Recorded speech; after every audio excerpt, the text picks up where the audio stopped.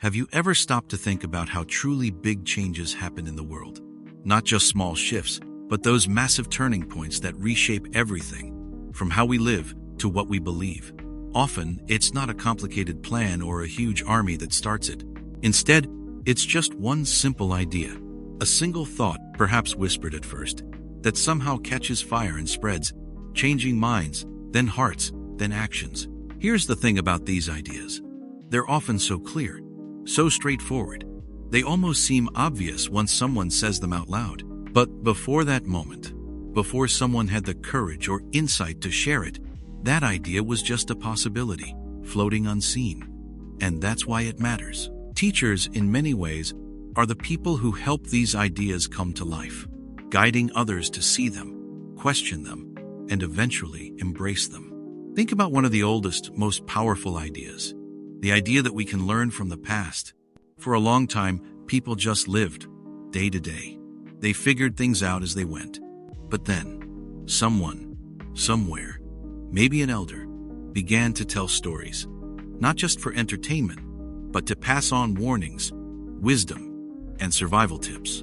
The idea that knowledge could be saved, shared, and built upon across generations, that was a truly big idea. It meant we didn't have to start from scratch every time. We could build on what came before.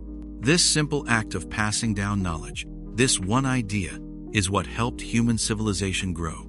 It's why we have history books in schools and families sharing stories. And here's an example from your daily life. Think about a time you learned a new way to solve a math problem. Maybe your teacher showed you a trick, a shortcut that just clicked.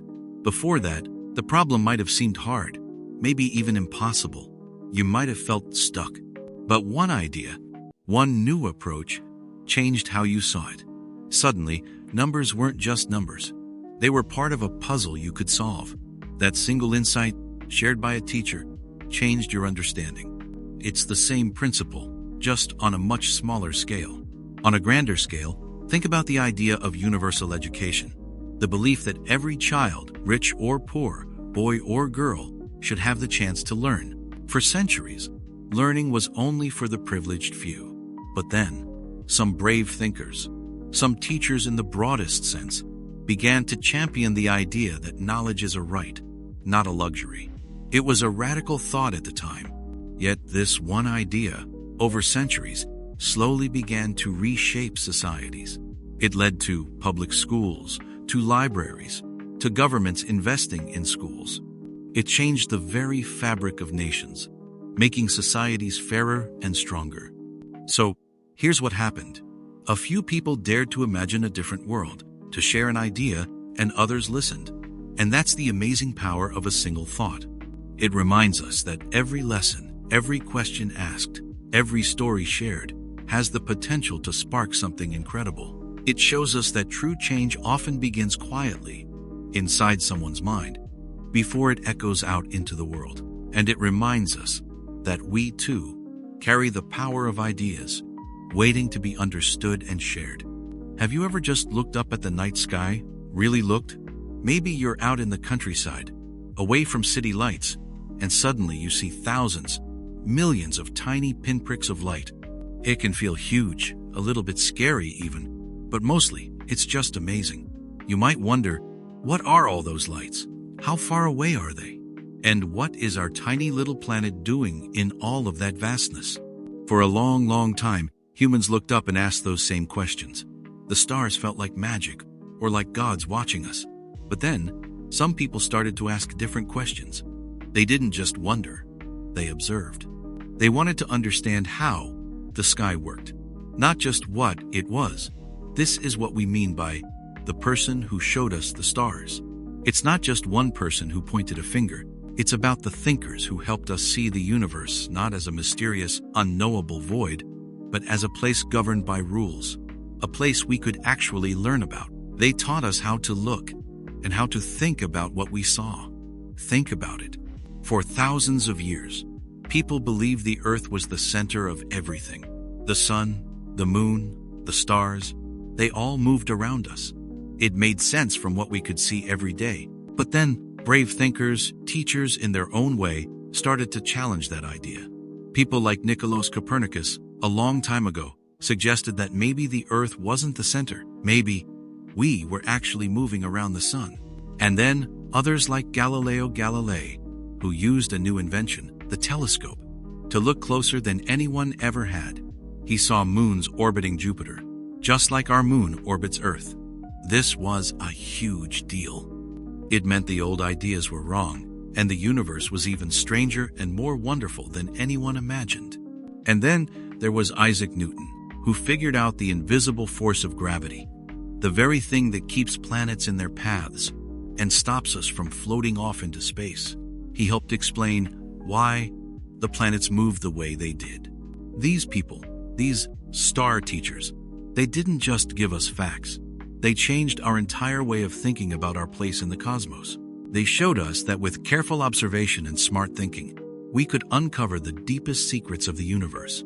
It was a massive shift, from believing ancient stories to trusting what we could observe and prove. Here's a way to think about it. Imagine you have a really complicated puzzle with thousands of pieces. For a long time, you just looked at the box, maybe tried to fit a few pieces together, but mostly you just felt overwhelmed. It seemed impossible. But then, someone comes along. They don't just solve it for you. Instead, they teach you strategies. They show you how to find the edge pieces first, how to sort by color, how to look for patterns. They give you tools and a method. Suddenly, the puzzle doesn't seem so impossible. You start to see how the pieces fit, how the whole picture comes together. That's what these star teachers did for us. They gave us the tools and the methods, the science, to understand the universe puzzle. They took something mysterious and made it something we could explore. So, when we look up at those stars now, we see them differently because of these teachers. We see not just twinkling lights, but distant suns, planets, galaxies far, far away. We understand a tiny bit more about our cosmic address. This can help us feel small, yes, but also incredibly connected. We are made of star stuff, as one famous astronomer once said. The same elements that form the stars form us. Understanding the stars reminds us of the vastness of space, but also of the amazing power of human curiosity and intelligence. It shows us that if we keep looking, keep asking questions, and keep learning, there's no limit to what we can understand about the universe and about our own incredible journey within it. It makes the world and everything beyond it feel a little more known and a lot more marvelous. Have you ever felt like the world is just loud? Not just noisy with sounds, but loud with arguments, disagreements, and a lot of anger? It feels like everywhere you look, there's some kind of conflict, big or small. So, how do we find quiet in all that noise? How do we teach peace in a world that often seems to shout? Teaching peace isn't just about stopping wars between countries, even though that's super important. It's also about something much closer to home. It's about learning to understand each other, even when we don't agree. It's about finding a calm inside yourself so you can deal with the world's chaos without getting pulled into it. And it's about seeing the value in every person, no matter how different they seem. Think about people like Mahatma Gandhi or Martin Luther King Jr. They lived in times of massive conflict and unfairness. But instead of fighting with more hate, they taught peace. They showed that true strength isn't about hitting harder or shouting louder. It's about standing firm in your beliefs, but doing it with kindness, with understanding, and with a deep respect for everyone, even those who oppose you. They believed that by teaching people to respect each other, to talk, and to listen, you could change things for the better without needing violence. They taught that peace isn't just the absence of fighting, it's the presence of justice and understanding. Here's the thing, teaching peace starts with you. Imagine your mind is like a sports stadium. During a big game, it's filled with cheering, booing, lots of different voices, and maybe some arguments. It's loud and chaotic. But what if you could learn to find a quiet corner in that stadium? A place where you can just breathe and think clearly. That's what inner peace feels like. It's not about making the stadium empty, because life will always be loud sometimes. It's about learning how to listen to your own calm voice amidst all the noise. So, when someone says something online that makes you angry, or when a friend says something hurtful, instead of immediately shouting back or getting upset, you take a breath. You try to understand where they're coming from. It's like when a teacher helps two students work through a disagreement. The teacher doesn't just tell them to stop fighting, they help them talk, listen, and find a way forward together. That's teaching peace, one small step at a time. It's seeing that every single person, including yourself, has a right to feel safe and respected. It's a powerful idea, that even in a world that feels messy and loud, you can still choose to be a calm, clear voice. You can choose to listen. You can choose to understand. And by doing that, you help spread a quiet, strong kind of peace, not just around you, but within you too. It's a gift you can give yourself and others every single day. Have you ever stopped to think about what makes a true friend? Someone who is always there for you, who teaches you, who helps you grow without even asking for anything in return? It might sound strange, but for thousands of years, books have been exactly that for humanity. They are our quietest, most patient, and often our most powerful teachers. Here's the thing. A book holds thoughts. Not just words, but the actual ideas, feelings, and knowledge from someone else's mind. When you open a book, you're not just looking at ink on paper. You're stepping into a conversation with someone who might be miles away, or who might have lived hundreds of years ago. They share their wisdom, their stories, their discoveries, all without demanding your attention or judging your questions. This is how books explain concepts simply, making big ideas easy to get.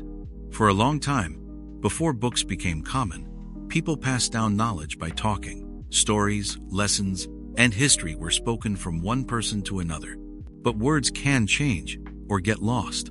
Imagine trying to keep a secret message perfectly straight as it gets whispered from one end of a classroom to the other.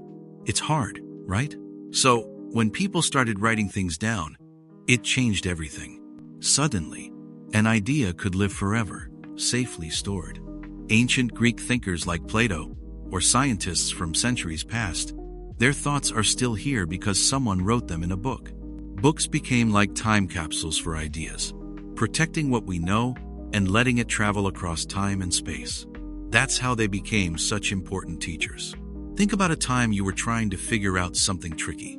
Maybe you were building something, or trying to understand why something happens in science class. You might have felt stuck, but then you found a guide, or a textbook, or even a story that gave you a new way to look at it. That book was like a wise older friend, quietly offering advice exactly when you needed it. It didn't yell or get frustrated. It just laid out the facts, the steps, or a new perspective. It showed you a path forward. Just like a good friend helps you solve a problem, a book can give you the tools and insights you need. Always ready and always patient. And that's why it matters. When we spend time with books, we learn to see the world through many different eyes. We learn how others faced challenges, how they found joy, and what they believed was important. Books remind us that we are part of a huge, ongoing human story. They help us understand our own feelings and thoughts better, by showing us all the different ways people have felt and thought throughout history. In their quiet way, books connect us, teach us, and help us grow. They are always there, waiting to share, truly our best friends. Have you ever stopped to think about what tomorrow will truly look like? Not just next week, but years from now? Imagine a whole new world. Here's the thing. That future isn't just something that appears. It's built, piece by piece, idea by idea, by people like us. And guess what the main tools are for this massive building project? Learning and teaching. For centuries, people haven't just lived in the world they found. They've always been busy trying to make it better, or different, or just to understand it more deeply. This deep urge to build, to create, to improve, it's something that's always been inside human beings. And every time, it starts with someone sharing what they know, or someone new figuring things out. Think back to the first builders, not just with bricks and stone. I mean, with ideas. Someone figured out how to make fire last, to keep it burning for warmth and cooking. And then, they taught others how to do it. Someone else learned how to grow food from tiny seeds, instead of just hunting and gathering. That crucial knowledge spread too. Those early lessons weren't just for surviving. They were the first steps in building civilization itself. They laid the groundwork for everything that came after. Every map drawn, every story told, every invention made, they all came from someone learning something new, and then from someone passing that knowledge on. It's like a massive, never-ending construction project. And the blueprints?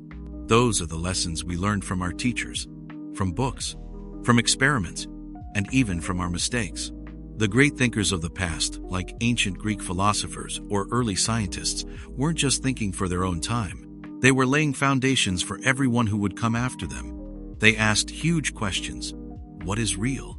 How does the world actually work? Their answers, even if not perfect, gave others a place to start from. It's like they built the first floor of a giant building, and then later generations could add another floor, and another, reaching higher each time. Consider how you learn to do something complex, like playing a musical instrument or mastering a new sport. At first, it's awkward. You might make mistakes or feel clumsy, but you learn about how your fingers move or how to hold the bat just right. You learn about rhythm or timing. You don't just magically become good. You gather small pieces of knowledge, small skills, and then, once you can play a tune or hit the ball, you can try something harder. Maybe you can even teach a friend. That's how learning builds. It's not just about one skill. It's about how that skill lets you do something bigger, something more complex. It gives you the foundation for the next step. So, what does this mean for us? It means that every time we learn something new, no matter how small, we are adding to the future. Every time a teacher explains a concept, they are handing us a powerful tool, a new blueprint for building that future. The future isn't some distant place that just appears. It is a space we are constantly shaping and creating, day by day. And the quality of that future, the kind of world we will live in, depends so much on the quality of our learning and the dedication of those who teach us. It's about curiosity. It's about asking what if, and how can we do this better? It's about standing on the vast knowledge that came before us, and then daring to add our own piece. So, as we learn, remember that we aren't just filling our minds. We are gathering the raw materials, the blueprints, and the wisdom to build the world that's yet to be. It's a quiet, powerful job, and it's always beginning right now. Have you ever thought about how we know what happened a long, long time ago? Before books were common, before schools were everywhere, how did people learn about the past? How did they understand their own culture, their family's journey, or even how to survive? Here's the thing. They learned from storytellers. These storytellers weren't just entertainers. They were the first teachers of history. Imagine sitting around a fire at night, or in a village square, listening to someone speak. That person wasn't just telling a fun tale. They were passing down vital information. They told stories about brave heroes, about long journeys, about how their people came to be. They taught about important events, about difficult challenges their ancestors faced, and about the wisdom gained from those experiences. For thousands of years, this was how knowledge traveled. In ancient Greece, poets like Homer told epic stories that taught people about courage, loyalty, and the gods. In West Africa, there were griots. These were special people who carried the entire history of their communities in their memories. They knew the family trees, the old agreements, the wars, and the triumphs. They sang these stories, chanted them, and passed them from one generation to the next. It was their job, their sacred duty, to remember and to teach. They were living libraries. These stories did more than just list facts. They gave facts feeling. They made the past come alive. When you hear a story, you don't just get information. You get a sense of what it felt like to be there. You understand the hopes, the fears, the lessons. This can help you connect with people who lived hundreds, even thousands of years ago. It helps you see yourself as part of a much bigger story. Think about a time you tried to learn something complicated, maybe in science class. You could read a textbook full of facts and numbers. Or a teacher might tell you a story about how a discovery was made, or about the scientist who struggled for years to figure something out. When you hear that story, it's easier to remember the facts. It makes the topic feel real, like a journey you're on, not just a list of things to memorize. The story helps you feel the effort, the excitement, the moment of understanding. And that's why these storytellers were so important. They built bridges from the past to the present. not with stone or wood, but with words and emotions. They taught us that history isn't just dates and names. It's about people, their struggles, their dreams, and the lessons they learned. Their voices echoed through time, shaping our understanding of who we are and where we come from. They remind us that every moment is part of a continuing story, and we are all characters in it. Have you ever looked at something familiar, like a painting or a park, and then someone pointed out a detail you'd never noticed before? Maybe a hidden brushstroke, or the way the light hit a certain tree. Suddenly, it's like you're seeing it with new eyes. That's what some of the greatest teachers in history have done for humanity. They showed the world new colors. This isn't about actual colors, of course. It's about how we understand and experience the world around us. For a long time, humanity often saw things in very limited ways. Maybe they believed the earth was flat, or that illnesses were caused by angry spirits. The world felt like a picture painted with only a few basic shades. But then, certain people came along. They were like artists or scientists who brought out new pigments, new ways of mixing what was already there, or even revealed parts of the spectrum no one knew existed. Think about the way we understand emotions. When we're little, we might only know happy and sad. But as we grow, we learn about frustration, joy, melancholy, awe, curiosity. These aren't just new words. They are new ways to recognize and feel the world inside us. A good teacher, or even a good book, can help you name and understand these deeper feelings. They add new colors to your emotional palette. For centuries, people saw the sky as just blue, the sun as just yellow. But then scientists like Isaac Newton studied light. He used a prism, a simple piece of glass, and showed that white light isn't just white. It's actually made up of all the colors of the rainbow. He didn't invent these colors. They were always there. But by understanding how light works, he showed everyone a deeper truth about something they saw every day. He added new dimensions to how people understood light, and by extension, the world. It was a whole new way of seeing. This idea of showing new colors is at the heart of all great teaching. It's about expanding what's possible in our minds. It's about pointing out the invisible, making the complex simple, and helping us connect with the deeper meanings in life. A teacher might show you that math isn't just numbers, but a language that describes the universe.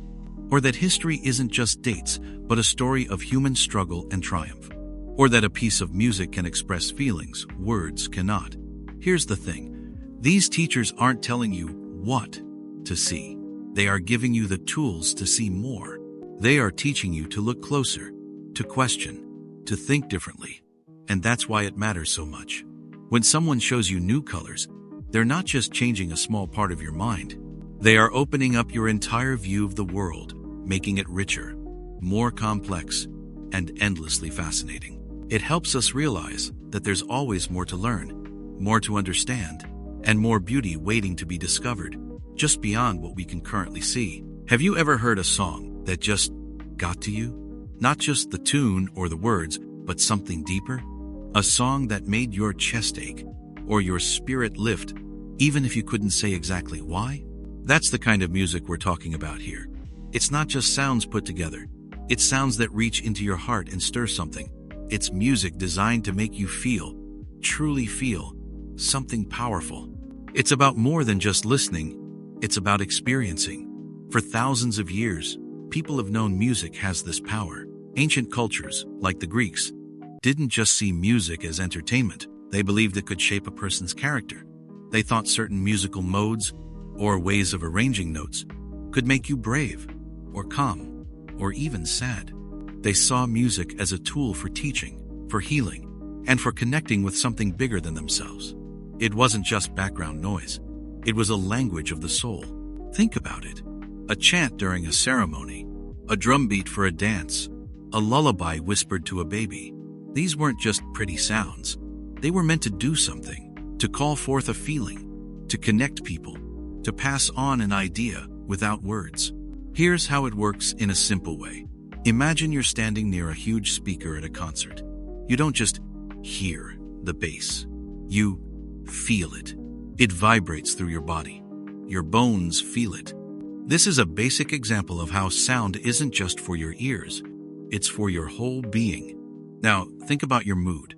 Sometimes when you're feeling down, a certain kind of music can make you feel even more sad, almost like the song understands you. But then, a different song can lift you up, change your whole day. Why does that happen? It's like music can bypass your thoughts and go straight to your emotions. It connects with parts of your brain that deal with feelings, memory, and even physical responses. It's not just a nice tune, it's a direct line to how you're feeling, almost like a secret code for your emotions. And that's why it matters. So, when we talk about teachers who helped us make music we could feel, we're talking about people who understood this deep connection. They didn't just teach notes and rhythms. They taught how to pour emotion into sound, how to make a melody whisper secrets or a harmony roar with joy. They showed others how to use music not just to make pretty sounds, but to speak without words, to touch a listener's heart directly. It's a powerful thing, to create something that doesn't just fill the air, but fills the spirit. It reminds us that some of the most profound lessons aren't spoken, but felt, carried on the wings of a song. Have you ever looked at something completely ordinary, maybe a phone or a tree or even just your own hand, and really wondered about it? Not just what it is, but why it is. Why does it work that way? Why does it exist? This simple act, this deep question, is where some of the most profound learning begins. It's what changed history, time and time again. For many years, people accepted things as they were. The sky was blue. Apples fell from trees. The sun moved across the sky. These were just facts of life. But then, a different kind of teacher emerged. Often, this teacher wasn't standing in front of a classroom with a textbook. Instead, they were inside someone's mind, a voice that wouldn't let things rest at, "That's just how it is."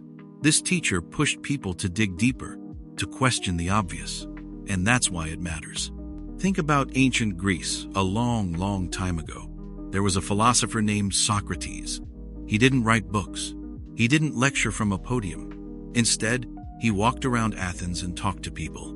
He'd ask seemingly simple questions, like, what is justice? Or, what is courage? But he wouldn't stop there. When someone gave an answer, he'd ask, why do you think that? And then, but what if? He kept asking why, until people realized their own ideas weren't as solid as they thought. He taught by showing people how much they didn't know, which then pushed them to seek real understanding. This way of thinking, of constantly questioning assumptions, is the root of critical thought. It's how we move from just accepting information to truly understanding it. Here's an example closer to our lives. Imagine you are in science class, and your teacher tells you that plants need sunlight to grow. That's a fact. But a curious mind, the teacher who asked why, pushes further. Why does sunlight help plants grow? What exactly happens inside the plant? What is sunlight made of that helps them? This line of questioning leads you to photosynthesis, to understanding energy, to the tiny cells working together. You go from a simple observation to a complex, beautiful process. It's not enough to know that plants grow with sun. You want to know how and why that works. This isn't about being difficult or arguing just for the sake of it. It's about a genuine hunger to see beyond the surface, to connect dots that others might miss. It's about building a strong foundation of knowledge, piece by careful piece. When we ask why, we're opening a door to discovery. We're moving past simply receiving information to truly owning it, making it part of our own understanding. And that, in itself, is a powerful kind of freedom. It's the journey from wondering to knowing, and then back to wondering again, always learning more deeply. Have you ever stopped to think about what fair really means? It's a word we use all the time, right? That's not fair. But what is it? Deep down, fairness isn't always about treating everyone exactly the same. Here's the thing. Sometimes, being fair means giving different people different things, depending on what they truly need. It's about what is right, what is just for that moment, for that person. It's about balance, a calm, deep rhythm in how we treat each other. For thousands of years, people have grappled with this idea. The earliest human societies, small tribes and villages, quickly learned that if things weren't fair, conflict would tear them apart. So, wise elders, early leaders, and quiet thinkers started to lay down rules. These weren't just about stopping arguments. They were attempts to build a foundation where everyone felt they belonged, where everyone had a chance. Think about ancient laws or the teachings of old philosophers. People like Confucius, long ago in China, taught that Ren, a deep human kindness or empathy, was the key to a fair and peaceful society. He believed that if you truly understood and cared for others, you would naturally act in ways that were just and balanced. These ancient teachers saw that fairness wasn't just a nice idea. It was absolutely necessary for communities to survive and thrive. They showed that when you treat others justly, you build trust. And trust is like glue for a society. To understand this, think about your own body. Imagine if your heart decided it would only send blood to one arm and not the rest of your body. That one arm might get really strong, but what about your legs? Your brain? The rest of you would get weak and sick. You wouldn't be able to run, or think clearly, or even stand up. It would be a disaster for your whole self. Why? Because your body needs fairness. Every part needs what it needs to work properly, for the whole body to be healthy and strong. And that's why this lesson matters so much. Throughout history, countless teachers, not just those in schools, but parents, leaders, quiet mentors, artists, and even scientists have shown us this profound truth. They taught us that when rules are applied fairly, when everyone's voice is heard, when resources are shared in a way that truly helps each person grow, then the whole community benefits. They showed us that fairness builds strong bonds and helps everyone reach their potential. It's a silent promise that we will look out for each other. This lesson never really ends. Every day, we face choices about how to be fair, how we share, how we listen, how we understand. And those who teach us fairness, whether through their words, their example, or just their patient presence, are helping to build a world where everyone has a chance to be strong and healthy. They help us understand that to be truly human, we must also strive to be truly fair. It is a quiet wisdom that whispers through time, guiding us toward a more compassionate way of living. Have you ever stopped to really think about talking? Not just the words you say, but the sheer wonder of how we say anything at all. It feels so natural, like breathing or walking. But the truth is, learning to talk, as a species, was one of the biggest, most amazing journeys humanity ever took. Imagine our very first ancestors, living long, long ago. They didn't have words like we do. They probably used grunts, shouts, maybe simple hand signals, like an animal call, a basic sound for warning or finding food. But here's the thing. Those calls don't tell a story. They don't explain how to build a fire or share a dream you had. They don't teach you what happened yesterday or plan for tomorrow.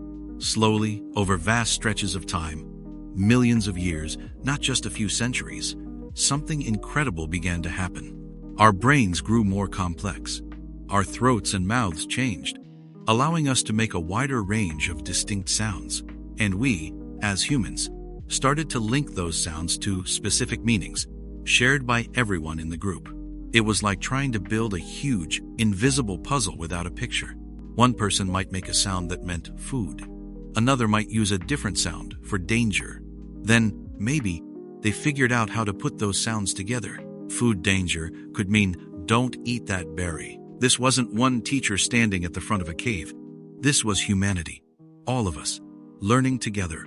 One sound, one word, one simple sentence at a time. Every generation added to it, refined it, passed it on. This journey to language wasn't just about making noise.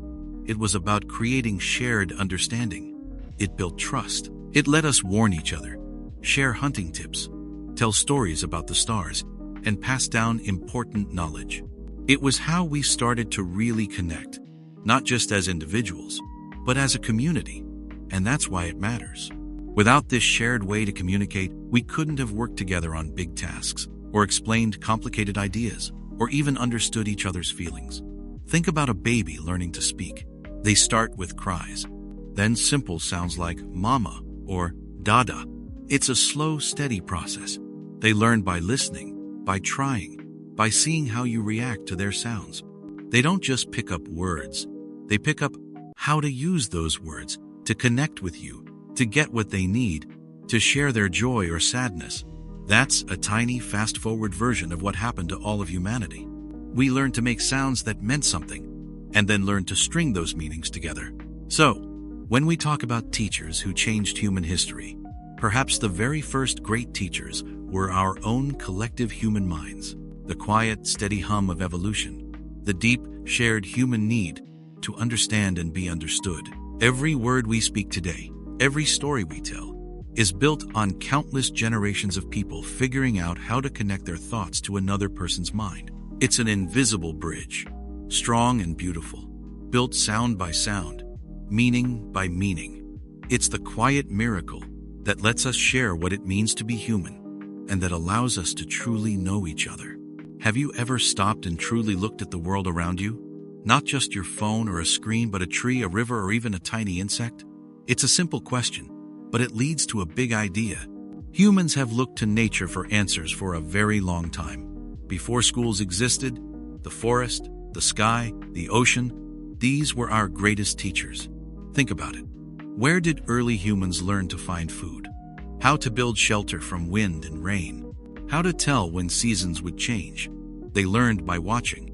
They watched how animals hunted, how birds built nests, how rivers flowed downhill. They saw patterns in the stars.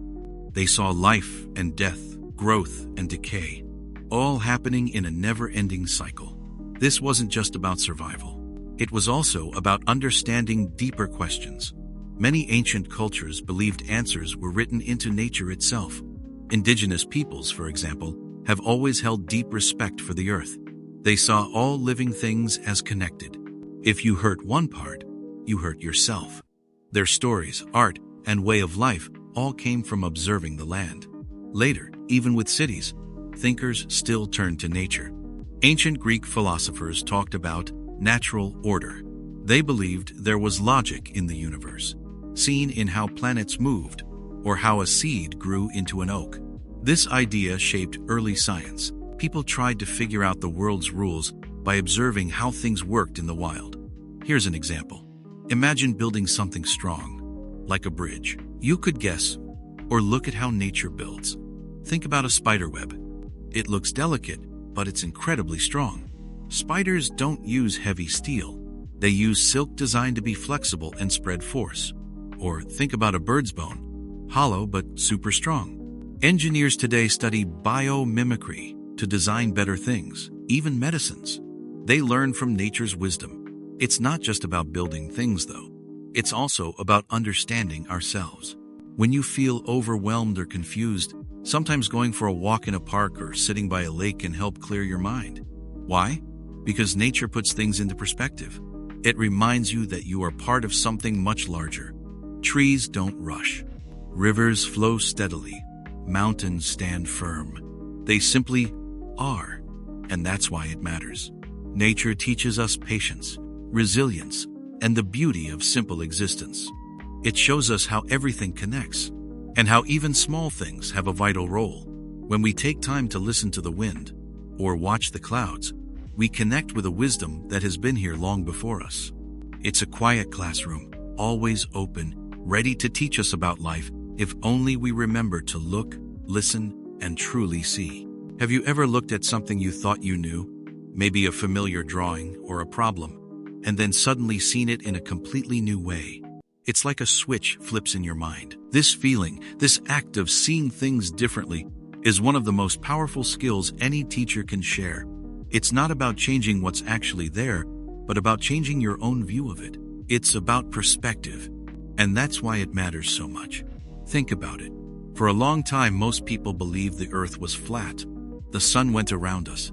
It made sense based on what they saw every day. But then, brave thinkers, driven by curiosity and careful observation, started to look at the same sky, the same stars, the same ships disappearing over the horizon, and they saw something else. They gathered new information, and they dared to imagine a different truth. A round Earth orbiting the sun. This wasn't about the Earth changing, but about humans changing how they understood it. That shift in perspective changed everything. Many of history's greatest ideas, from art to science, came from someone refusing to accept the usual way of looking at things. An artist might look at a simple object and see not just its shape, but the way light falls on it, or the emotion it holds. A scientist might look at a failed experiment and not just see a mistake, but an unexpected result that hints at something new. And that's the thing. Sometimes, the most important discoveries happen when you least expect them, because someone was ready to see something unintended. Take the Post-it note, for example. You know, those little sticky squares we use every day? They were actually invented by accident.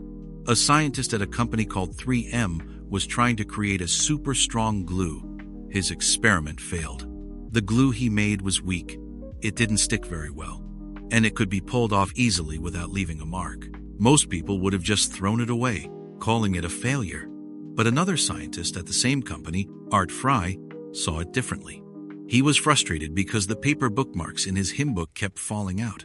He remembered the failed glue and thought, what if we used this weak glue to make bookmarks that would stick lightly and could be removed without damaging the page?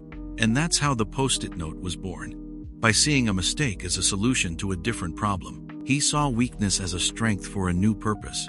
Here's the thing. Teachers, especially the truly great ones, often teach us how to do this. They don't just give us answers, they give us different ways to ask questions. They encourage us to look closer, to consider another side, to imagine possibilities we hadn't thought of.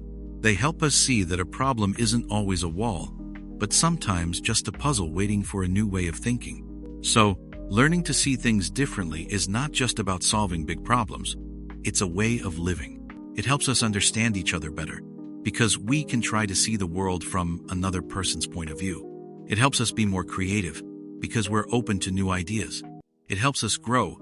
It's a quiet, powerful skill that stays with you, letting you find beauty, solutions, and understanding in the most unexpected places.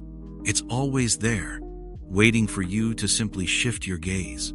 Have you ever stopped to think about how we really learn kindness? Is it something we're just born with? Or is it something we're taught, like math or reading? The truth is, kindness is a skill, a way of being in the world, and it's something that can be learned, practiced, and passed on, one small step at a time. It's not just a fuzzy feeling, it's an active choice, a way we treat others and ourselves. Think about it. We learn to walk by taking a million tiny steps.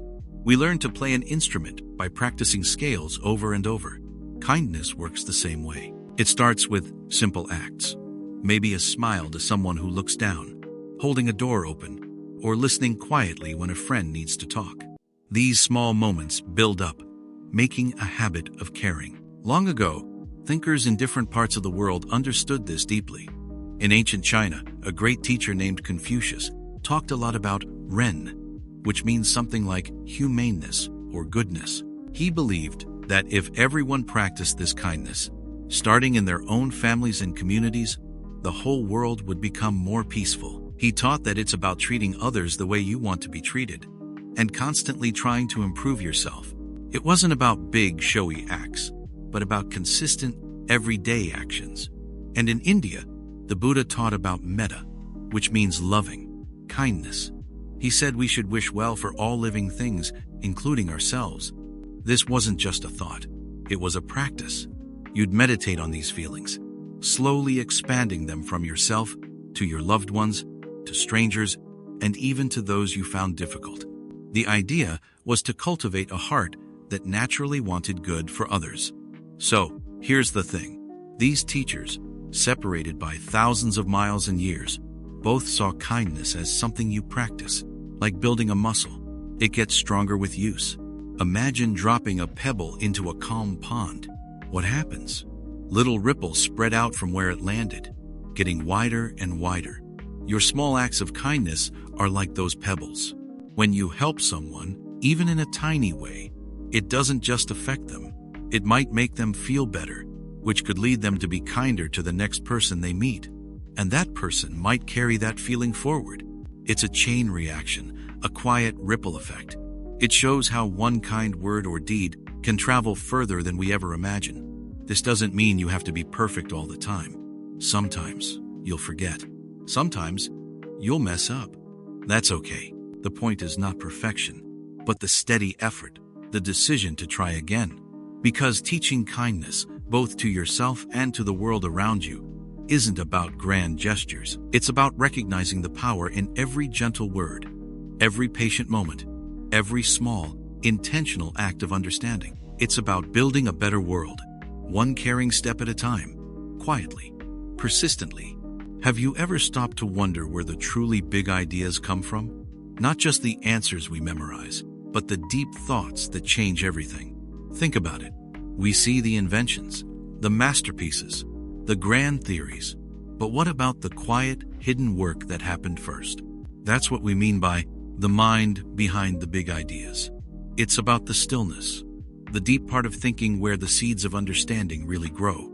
For thousands of years, humans have looked at the world and asked big questions. Why are we here? How does the sky work?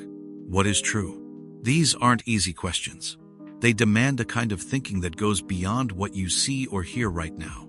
It's a journey deep inside your own head. Think about the first people who looked up at the stars and didn't just see dots, but started to imagine patterns, stories, or even the vastness of space.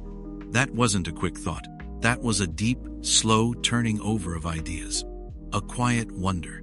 This kind of deep thinking isn't just for famous scientists or ancient philosophers.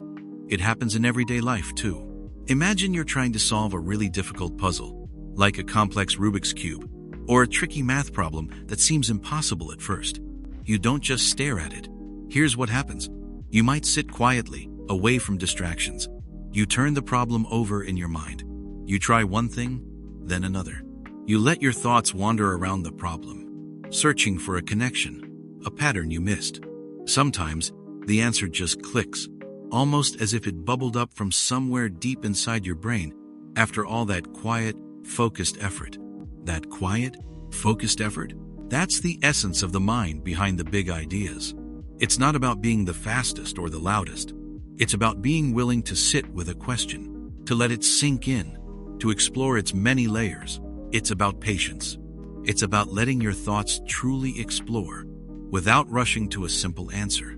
Sometimes, the most important work happens when you are just thinking, when you are letting your mind work things out in its own time. So, here's the thing. Understanding the mind behind the big ideas helps us value the power of quiet contemplation. It reminds us that sometimes, the greatest leaps forward aren't made in a flash, but in the long, thoughtful pauses. It teaches us that every mind has the potential for deep thought, if we just give it the space and time to explore. It's a gentle reminder that some of the most profound understandings are found not by looking outward, but by looking deeply inward, listening to the quiet whispers of curiosity that lead to true wisdom. Have you ever thought about a simple tool, like a hammer or a pen, and wondered how it gets its smartness? It's not smart like a computer chip, but in a much deeper, older way. Here's the thing. A tool becomes smart when it holds human knowledge and helps us think in new ways. Think back to early humans. Someone picks up a rock. At first, it's just a rock. But then, they use it to smash a nut. That rock just became a simple hammer. It extended their arm, making them stronger. Then, maybe they found a sharper rock and used it to cut meat. That sharp edge wasn't just physical. It carried the idea of cutting and preparing. That idea, that knowledge, was held within the stone itself. And so, the stone became a teacher. It showed others how to do the same, even how to make a better cutting tool. Over thousands of years, this idea grew. Humans learned to shape tools, to combine them, to make them do more complex things. Every time someone made a better spear, a better pottery wheel, or a better plow, they were embedding their intelligence into that object. The tool didn't just do the work.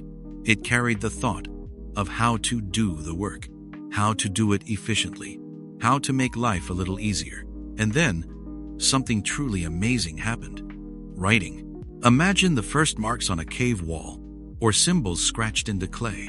A piece of clay isn't smart on its own, but when it holds symbols that mean something, it becomes incredibly intelligent. Those symbols carry stories, laws, discoveries, and lessons across vast distances and through time. A book, for example, is just paper and ink, but it holds the wisdom of generations. It allows thinkers from hundreds of years ago to speak to you today. It's a tool that lets their minds teach yours. Think about a map. It's just a piece of paper, or maybe lines on a screen. But a map holds an incredible amount of smartness. It remembers the shapes of lands, the paths of rivers, the places where cities stand. It helps you understand where you are in the world, how to get from one point to another, and even how different places connect. A map doesn't have a brain, but it lets your brain navigate huge distances. It contains countless hours of observation, measurement, and thought from the people who created it. It allows you to plan, to explore, to dream of places you've never seen. It teaches you geography, direction, and planning, all without saying a word. So, every tool, from the simplest sharpened stone to the complex code in your phone, carries a piece of human genius. These tools are like silent teachers. They contain the collected wisdom, the struggles, and the breakthroughs of those who came before us. They help us remember what we've learned, build on what others have done, and reach for what's next. They don't just help us do things, they help us think better, understand more, and become smarter ourselves, simply by holding the lessons of our shared human journey. Have you ever felt a sharp pain or a sudden sickness and wished someone knew just what to do? Or maybe you've seen someone you care about hurting and longed for a way to make them feel better. It's a very human feeling, this deep wish to heal, to mend what is broken, to ease suffering. But healing isn't just magic.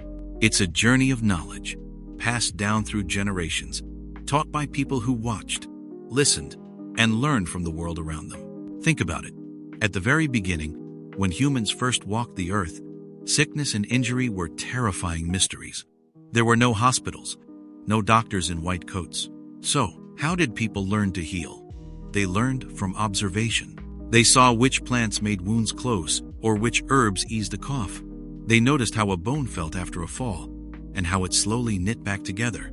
These first teachers were often the elders, the shamans, or the wise women and men of a tribe. They held the precious knowledge, gathered over years, sometimes over centuries. They were the first to really look at illness not as a curse, but as something that could be understood, maybe even treated. Here's the thing. These early healers weren't just treating bodies. They understood that a person is more than just bones and blood. They knew that fear, sadness, and spirit all played a part in how someone felt. So, their healing often involved stories, rituals, and a deep connection to nature and the community. This wasn't just medicine. It was a way of caring for the whole person. As time went on, this knowledge became more structured. People like Hippocrates, an ancient Greek physician, are often called the father of medicine.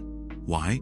Because he taught something radical, that diseases had natural causes, not just supernatural ones. He believed doctors should carefully observe patients, write down what they saw, and use logic to figure out what was happening. He also taught something incredibly important, that doctors should always act for the good of the patient and never cause harm. That idea, that promise to care and not to hurt, is still a core part of being a healer today. It's a moral compass, a guide for anyone who seeks to help others feel better. Imagine your bicycle gets a flat tire. You might try to fix it yourself, but if you don't know how, you might just make it worse. You need someone who understands bicycle mechanics, someone who knows about inner tubes and tire levers. Or maybe you look up a video or read a manual. That video or manual, they're like teachers, sharing knowledge passed down by people who figured out how bicycles work and how to fix them. Our bodies are infinitely more complex than a bicycle. The people who taught us to heal are like the ultimate mechanics and guides for the human body and mind. They showed us how to look inside, how to listen, how to understand the incredible systems that keep us alive and well. These teachers, from the nameless ancient healers to famous figures like Hippocrates and beyond, gave us one of humanity's greatest gifts, the knowledge to ease suffering. They didn't just share facts, they shared a way of thinking, a method for observation, and, most importantly, a profound sense of compassion. Because of them, we know that when we hurt, there is often a path to feeling better. And that's a hopeful, powerful thought. They showed us that healing isn't just about fixing. It's about caring, understanding, and always, always learning. Have you ever scrolled through your phone, seen something online, and just felt a little uncertain? Like, is that really true? Or maybe someone told you something, and a tiny voice inside asked, "But why?" That little voice, that feeling of uncertainty, that's often the start of critical thinking. It's not about being negative or always disagreeing. Instead, it's about asking questions. It's about not just accepting things at face value. It means you pause, you think, you look closer. You ask, is this information accurate? Who is saying it? And why? What evidence supports it? And what might be missing? This way of thinking isn't new. For thousands of years, people have practiced this. Think about ancient Greece. A man named Socrates walked around asking people lots of questions. He didn't tell them answers directly. Instead, he made them think for themselves. He showed that sometimes what everyone believes isn't always correct. Or maybe it's only part of the truth. Later, during a time called the Enlightenment, thinkers pushed this idea even further. They said, don't just believe what authority figures tell you.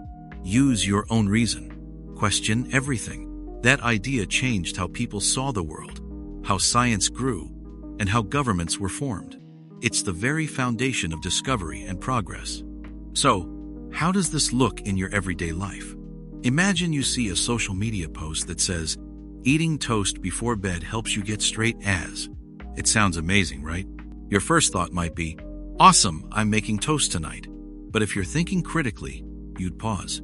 You'd ask, where did this claim come from? Is there any science behind it? Who posted it? A doctor, a comedian, or just a friend sharing a meme? You might even do a quick search to see if anyone else has studied this. And you'd likely find out that while toast is tasty, it probably won't magically boost your grades. This is thinking critically. You don't just take information as it comes. You examine it, like a detective looking for clues. You look past the catchy headline to see what's actually there. This skill isn't just for school or debates. It's for navigating the world, which is full of information, good and bad. Every day, we're faced with choices about what to believe, what to share, and what to do. Thinking critically helps you make better choices for yourself. It helps you understand different viewpoints, even if you don't agree with them. And it helps you figure out who you are and what you truly believe, separate from what everyone else might say. It's a quiet power, really. A way to feel more grounded and confident in a noisy, fast-moving world. And it's a journey that never truly ends, because the world keeps changing. New ideas keep popping up, and so do we. So, keep asking those questions. Keep looking closer. That's how we keep learning, keep growing, and keep making our own thoughtful way through life. Have you ever felt a quiet knot in your stomach when something felt wrong? Maybe you saw someone being treated unfairly, or heard an untrue comment go unchallenged. That feeling, that moment of internal pause, often tells us something important. It's the subtle prompt to consider standing up for what's right. What does this truly mean? It's not always about shouting or making a big scene. Often, it's about courage in small, steady ways. It means speaking up when it would be easier to stay silent. It means choosing fairness over popularity. It means holding on to your sense of what's good, even when others around you don't. It's a deep kind of strength that doesn't just protect others, but also shapes who you are. For centuries, thinkers and leaders have wrestled with this idea. The ancient Greek philosopher, Plato, often wrote about justice. He wondered about the kind of society where people acted fairly, not just because of laws, but because it felt right in their hearts. He imagined that a truly good person would always strive for what was just, even when it was difficult or dangerous. And it's not just in philosophy books. In almost every time and place, there have been individuals who, faced with injustice, chose to act. They might have been teachers, artists, or just everyday people. They didn't always set out to be heroes. They just felt a deep need to do what they knew was right. Their actions, big or small, created ripples, quietly showing others a different path. Here's a way to think about it. Imagine a group of people sitting quietly. and someone says something unkind about another person who isn't there. A heavy silence falls. Everyone hears it. Everyone knows it's not right, but no one says anything. That silence can feel really uncomfortable, like a weight. It's like a quiet agreement that what was said is okay. Now, imagine just one person, maybe not even loudly, just calmly says, "Hey, that's not fair to say," or "I don't think that's true." That simple act changes the whole atmosphere. It breaks the heavy silence. It shows that there's another way to be. It's like a tiny spark lighting up the darkness, not by being brighter than everything else, but by simply existing when there was none. That single voice, standing up for what's right, helps others remember what's important. These moments, when we choose courage over comfort, teach us a profound lesson. They show us that our choices matter more than we sometimes realize.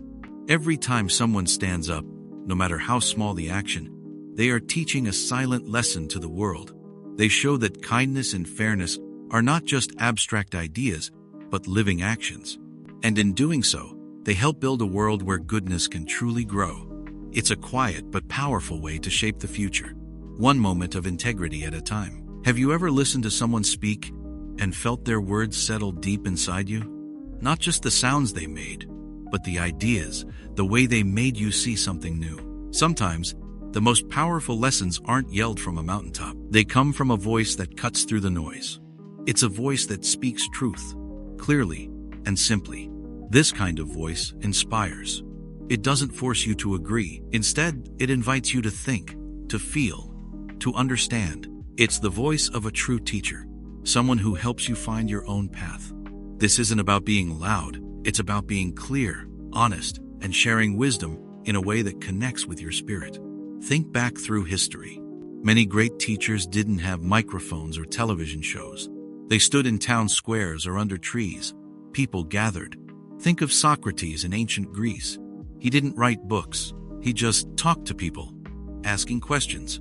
He made people think for themselves. His students remembered his questions and his way of breaking down ideas. His voice, and the thoughts it carried, changed how people thought about everything. About justice, truth, and what it means to be good. This isn't just about famous people. It's about anyone whose clear words make a deep impact. Their words become like seeds, planted in minds, growing into new ways of seeing the world. Imagine solving a hard puzzle. You've been staring at it, and it doesn't make sense. Then, a friend or teacher says one simple sentence. Maybe, "What if you looked at it from the other side?" Suddenly, a light bulb goes off. That one phrase, spoken with calm understanding, changes everything. It opens a new way of seeing the problem, and you find the solution yourself. That's the power of an inspiring voice. It doesn't solve things for you. It helps you find the way yourself. It's like a tuning fork. Strike it, and it makes a clear, pure sound. If you hold another tuning fork close by, tuned to the same note, it will vibrate too. That's resonance. A true teacher's voice can create that kind of resonance in your mind and heart. Their wisdom makes something inside you vibrate, makes you feel connected to a deeper truth. So, here's the thing. The voice that inspires isn't always the loudest. It's often the one that speaks with clarity, honesty, and deep understanding. It reminds us that our own words matter. What we say, how we say it, and the ideas we share can echo in the minds of others. It teaches us to listen not just to sounds, but to the meaning behind them. And it encourages us to use our own voices, not to shout, but to share what we truly believe, what we have learned, and what we hope for the world. It's a quiet power that has shaped history, one clear, resonating idea at a time. It leaves a mark, not just on paper, but on the very soul. Have you ever stopped to think about how things just work? Not just the rules your parents set, or the laws of the road. I mean, the deeper rules. The ones that seem to guide everything, from how a tiny seed grows into a giant tree, to why the stars keep their distance in the night sky. It's a big question, right? But it's a question humans have been asking forever. Thousands of years ago, people didn't have science books or the internet. Instead, they looked around. They watched the sun rise and set every day. They saw the seasons change, the rivers flow, and the waves crash. They started to notice patterns. They began to understand that the world isn't just chaos. It has a kind of hidden order. Think about the ancient thinkers, like those in Greece. People like Aristotle weren't just guessing. He was a deep observer. He spent his life watching animals, studying plants, and thinking about how people behaved. He tried to figure out the rules of life, the rules of nature. He was asking, what makes things happen the way they do? He wanted to understand the cause and effect, the deep connections. He saw the world as a complex puzzle, and he tried to find its pieces. Centuries later, people like Isaac Newton kept this quest going. He saw an apple fall from a tree, and it wasn't just an apple falling. For him, it was a question. Why did it fall down? Why not up? And that simple question led him to figure out one of the most powerful rules of our universe: gravity. It's a rule that pulls everything towards everything else. And it's why our feet stay on the ground and why the moon orbits Earth. It's a fundamental truth about how the physical world works. Here's the thing. These rules aren't just about science or nature. They are everywhere. They are in how we learn, how we connect with others, even how we feel. Think about a simple example from your own life. When you study for a test, you usually do better, right? That's a rule. Effort often leads to a certain outcome. If you ignore your homework, you probably won't do well. That's also a rule, a kind of cause and effect in action. Or think about building trust with someone. If you are always honest and keep your promises, people learn to rely on you. That's a rule about relationships. Trust is built brick by brick, with honest actions. But if you break promises or tell lies often, that trust breaks down. It's not magic, it's a consequence, a rule about how human connections work. It's a very real part of how we navigate our world, how we get along, and how we build community. Understanding these kinds of rules, the rules of nature, the rules of human behavior, the rules of cause and effect, it gives you a kind of power, not a power to control others, but a power within yourself. When you know how things generally work, you can make better choices. You can predict what might happen. You can understand why things are the way they are. And that's why it matters. It's about seeing the threads that connect everything. It's about realizing that life isn't just a random series of events. There are patterns. There are principles. It's like learning the secret language of the universe, or understanding the hidden instructions manual for life. This understanding helps you move through the world with more purpose and less fear. It can bring a quiet sense of calm, knowing that you're seeing things a bit more clearly, feeling the deep rhythm of existence. Have you ever really thought about how learning begins? Not just in a classroom, but deep down, inside you, for the very first time? Before schools, before teachers, even before language, there was something else. A spark, a feeling. That moment when something new catches your eye or your mind, and you just notice it. This first step to learning is about wonder. It's about looking at the world and feeling curious. Your mind quietly asks, what is that? Or how does that work? This isn't about having all the answers. It's about asking questions. It's about paying attention, even to small things.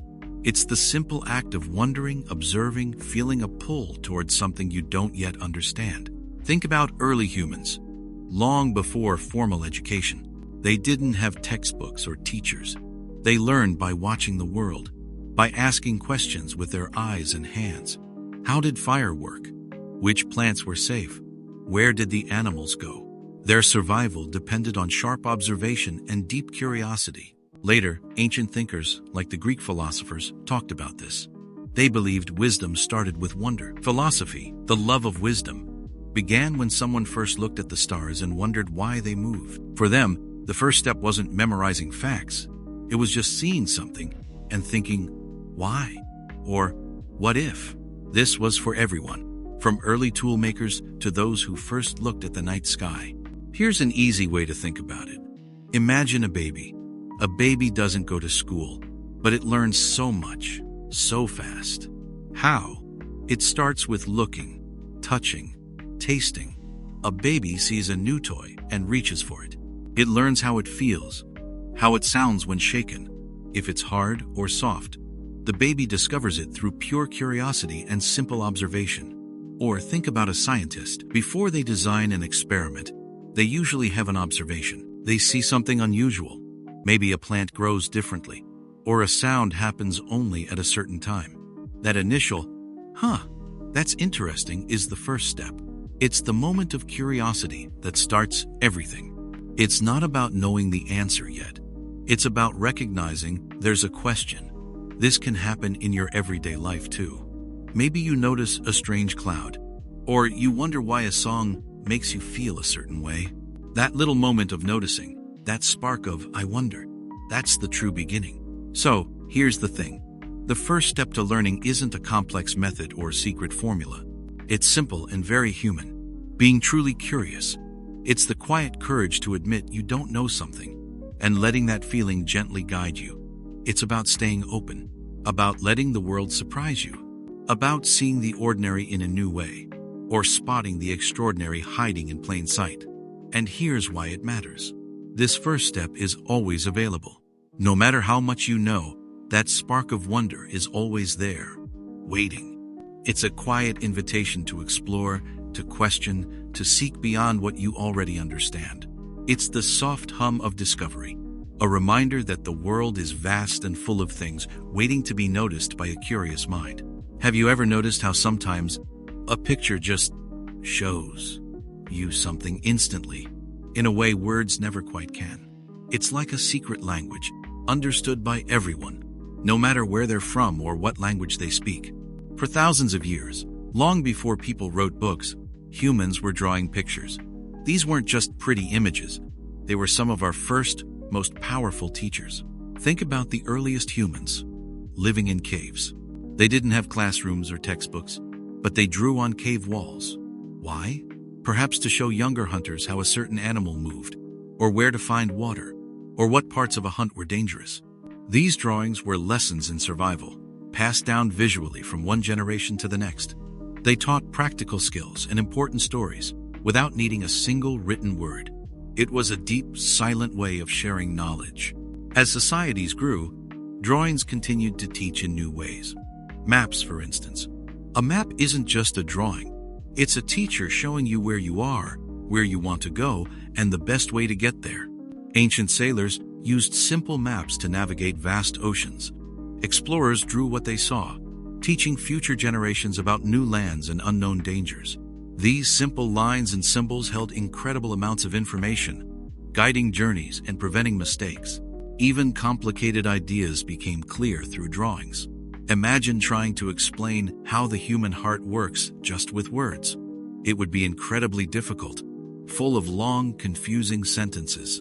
But when a scientist draws a diagram of the heart, showing the chambers and vessels, suddenly it makes sense.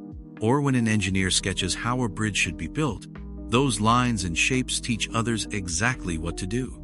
These visual instructions cut through the confusion, making complex things understandable. Here's a relatable example. Think about learning how to build something, like a complicated Lego set or a new piece of furniture. Do you spend hours reading every single sentence in the instruction manual? Probably not. What do you do first? You look at the step-by-step pictures. Those drawings show you exactly where each piece goes, what order to follow, and how it should look when it's done. The pictures teach you more quickly and clearly than pages of written words ever could. You see it, and it just clicks. Or consider a concept you might learn in science class, like the water cycle. Trying to describe evaporation, condensation, and precipitation with just words can feel like a puzzle. But when you see a diagram with arrows showing water moving from oceans to clouds, then falling as rain back to the land and rivers, the whole system becomes clear. That drawing, simple as it is, teaches a complex natural process in a way that sticks with you. So, drawings are not just decoration. They are powerful tools of education, crossing time and language. They let people from thousands of years ago reach out and teach us today. They remind us that understanding isn't always about reading or listening. Sometimes, it's about seeing. These silent teachers show us the world, teach us skills, and connect us to the shared human journey of learning and understanding. They prove that some of the deepest lessons can be found in a simple line or a shared image. Have you ever just stopped and truly wondered about something? Maybe you saw a strange insect, or looked up at the night sky, or heard a song that made you think about its meaning. That feeling, that quiet pull inside you that makes you want to know more, that's curiosity. It's not just about having questions. It's about the deep human desire to find answers, to see what's around the next corner, to understand why things are the way they are. Here's the thing about curiosity. It's where learning truly begins. Before there were schools or teachers, there was simply a human being looking at the world and asking, "What is that?" Or, "How does that work?"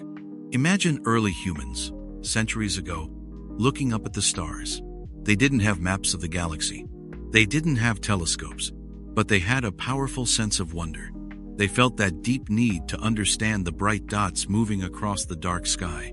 This wasn't just idle thought. This urge to know, to figure things out, led to early calendars, to navigation, and to the very first steps in what we now call science.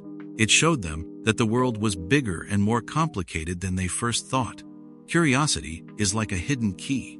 Most of the time, we walk past many closed doors without even noticing them. But curiosity makes us pause. It makes us wonder what's on the other side. It might make us try the handle, or look for a way to peer inside.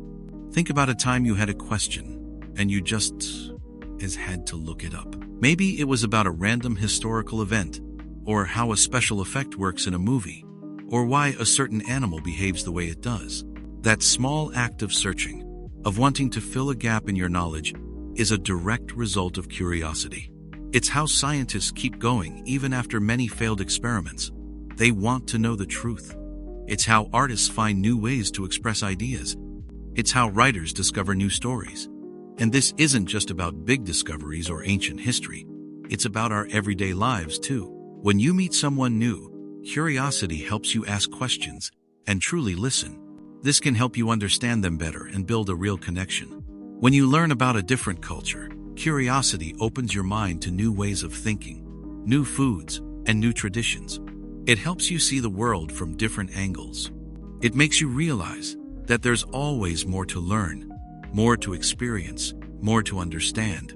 It's a gentle reminder that being human means always being open to wonder, always seeking, always growing. So, let that quiet spark of curiosity inside you guide you. Let it lead you to new doors. And remember, the best discoveries are often made by simply asking, "What if?" Have you ever learned something incredible? Maybe a new way to solve a math problem, or a trick to score in a game. What do you do with that knowledge? Do you keep it to yourself, hoping to get ahead? Or do you share it with others, helping them learn too? This idea of sharing what you've gained, what you've worked for, is ancient. It's about a kind of teacher who understands that a good harvest isn't just about what you grow, but what the whole community gets to eat. The harvest here isn't only food. It's also knowledge, skills, or even deep understanding. Think about early humans. They learned how to hunt, how to make tools, how to find safe places to live. Imagine if one person found a great hunting ground but never told anyone, or if someone discovered how to make fire but kept it a secret. That wouldn't help the group survive, would it? Instead, the ones who shared their discoveries, who taught others how to hunt better or make stronger tools, were the true teachers. They made sure everyone benefited from what they had learned. Their wisdom wasn't just for them, it was for all. This deep sharing is what allowed human groups to grow, to become societies, to thrive. It's the opposite of being selfish with what you know. Philosophers across time, from ancient Greece to thinkers in Asia, talked about this. They believed that wisdom, once found, should light up the path for others. It wasn't meant to be hidden away in a book or kept inside one mind. True learning, they said, leads to sharing. Because when knowledge is shared, it doesn't get used up. It multiplies. It creates more knowledge. Think about a beehive. Each bee works hard, collecting nectar, making honey. But they don't eat all the honey themselves. They share it within the hive. This shared food helps the whole colony survive, especially during winter.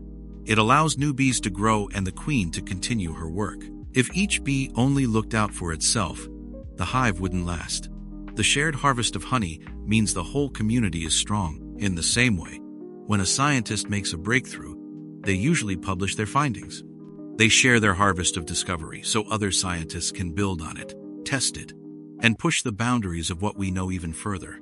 This is how medicine advances, how technology improves, how we learn more about our world. No single person invents everything. Instead, we stand on the shoulders of countless others who shared their discoveries. So, the teacher who shares the harvest isn't always someone with a textbook or a classroom. It's anyone who truly understands that what they learn, what they achieve, has a greater purpose when it's offered freely to others.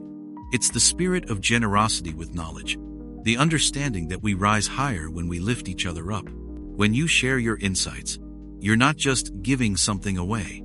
You are, in fact, building a stronger future for everyone, including yourself. You become part of that long, deep lineage of human progress, where every new discovery, every hard-won lesson, helps light the way for those who come after. And that's a powerful way to teach. Have you ever looked at a math problem and felt like it was written in a secret code? Like the numbers and symbols were speaking a language you just didn't understand? It's okay if you have. Many of us have felt that way. But here's the thing. Math isn't just about hard problems on a page. It's actually a way to understand the world around us.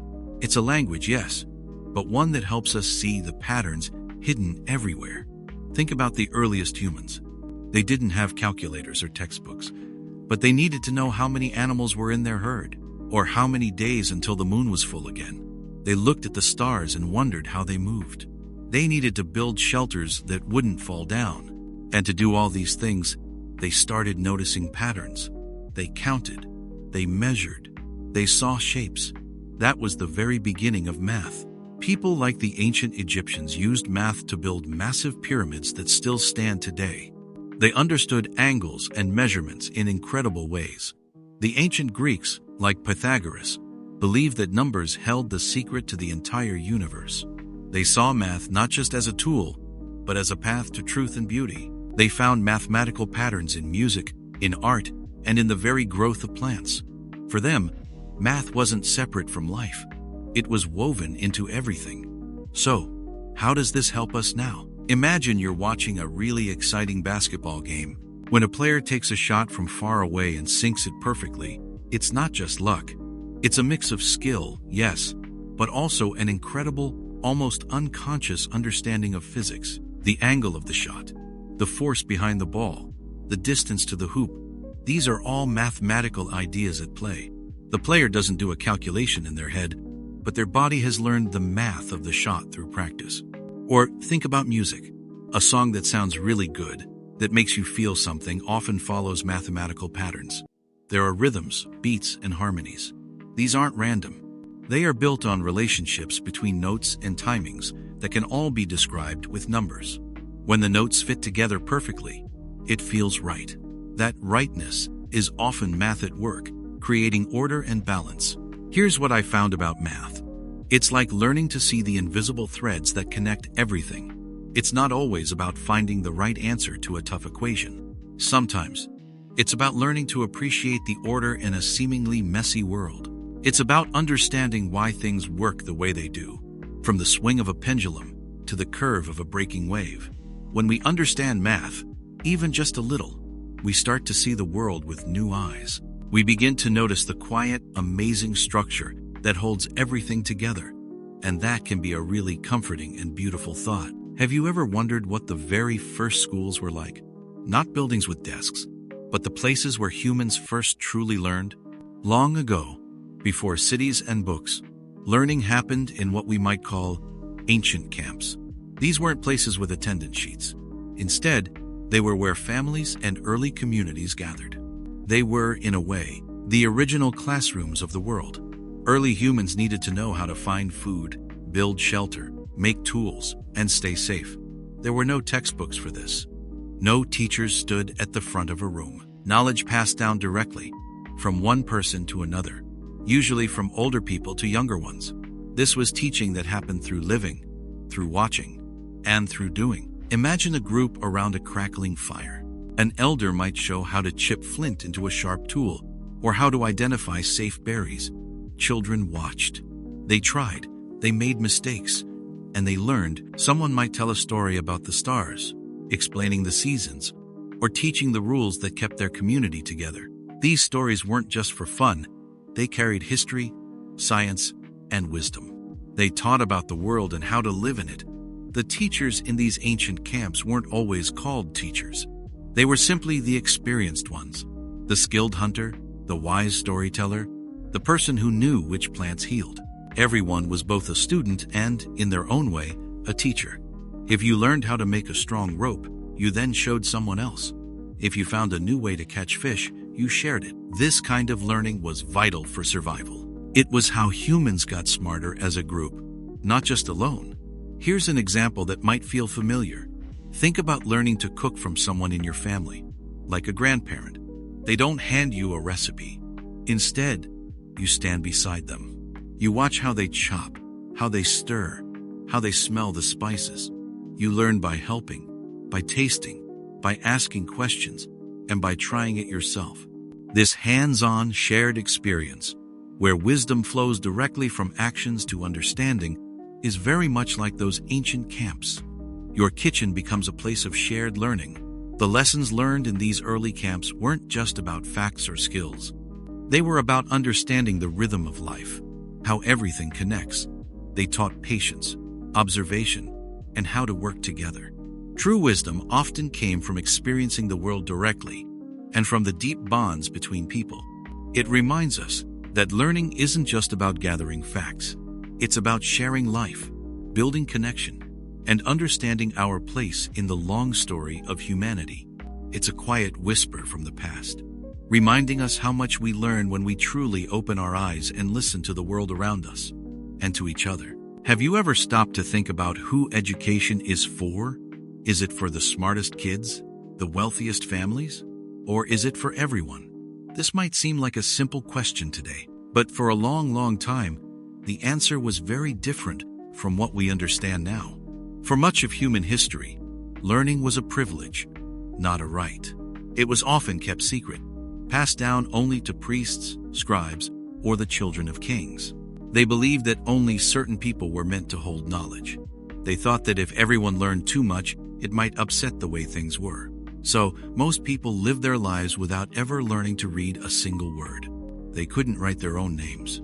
And they certainly couldn't study science, history, or philosophy. Their lives were harder because of this. And the world lost out on so many ideas that never got to grow. But then, slowly, a new idea started to bloom. Like a tiny seed pushing through the earth, people began to question why knowledge should be locked away. Thinkers and dreamers started talking about something radical, that every single person, just by being human, has a natural worth. And with that worth comes the right to understand the world around them. This was a deep idea. It wasn't just about reading a book. It was about seeing the light of reason and discovery in every person. It was about fairness. Imagine you have a giant, incredibly complex puzzle to solve. This puzzle represents all the challenges and possibilities in the world.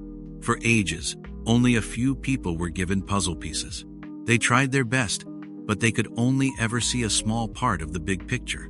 The whole puzzle remained unfinished, full of gaps and missing connections. Here's the thing. It wasn't because the other people weren't smart enough. It was because they were never given their pieces. So, this new idea was simple. What if everyone got their pieces?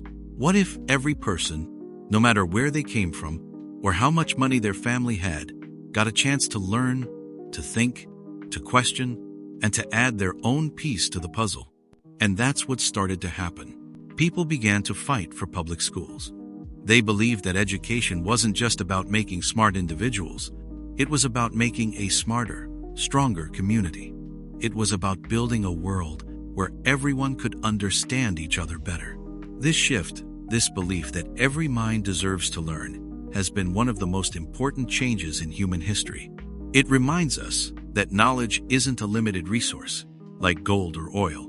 Instead, it's like light. When you share it, it doesn't get smaller. It just brightens more places. And when everyone has access to that light, our whole world becomes a more vibrant, understanding, and hopeful place.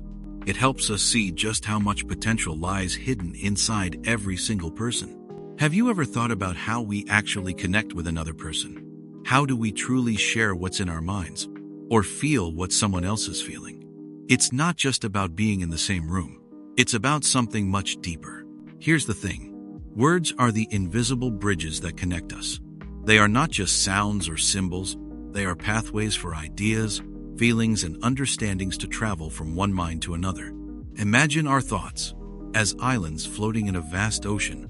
Without words, each island would be alone, unable to reach others.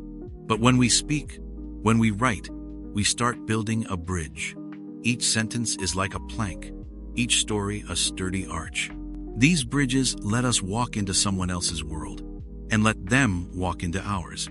Think about it this way. For most of human history, people passed down everything they knew through spoken words. Elders would tell stories, explain how to hunt, or share ancient wisdom. These oral traditions were the first great bridges. But here's what happened. If one person forgot a story, or if a whole group disappeared, that knowledge could be lost forever. Then, people figured out how to write. Suddenly, words could travel across huge distances and live for thousands of years. Ancient scrolls and carved stone tablets became bridges that spanned time itself. Ideas from long-dead philosophers could still teach us. Laws from ancient kingdoms could still guide us. And the feelings of people from different centuries could still touch our hearts. This is how societies grew. This is how knowledge became powerful. Here's a simple example from your own life. Think about learning something new in science class, like how the human heart works. Your teacher explains the ventricles and atria, the blood flow, the valves.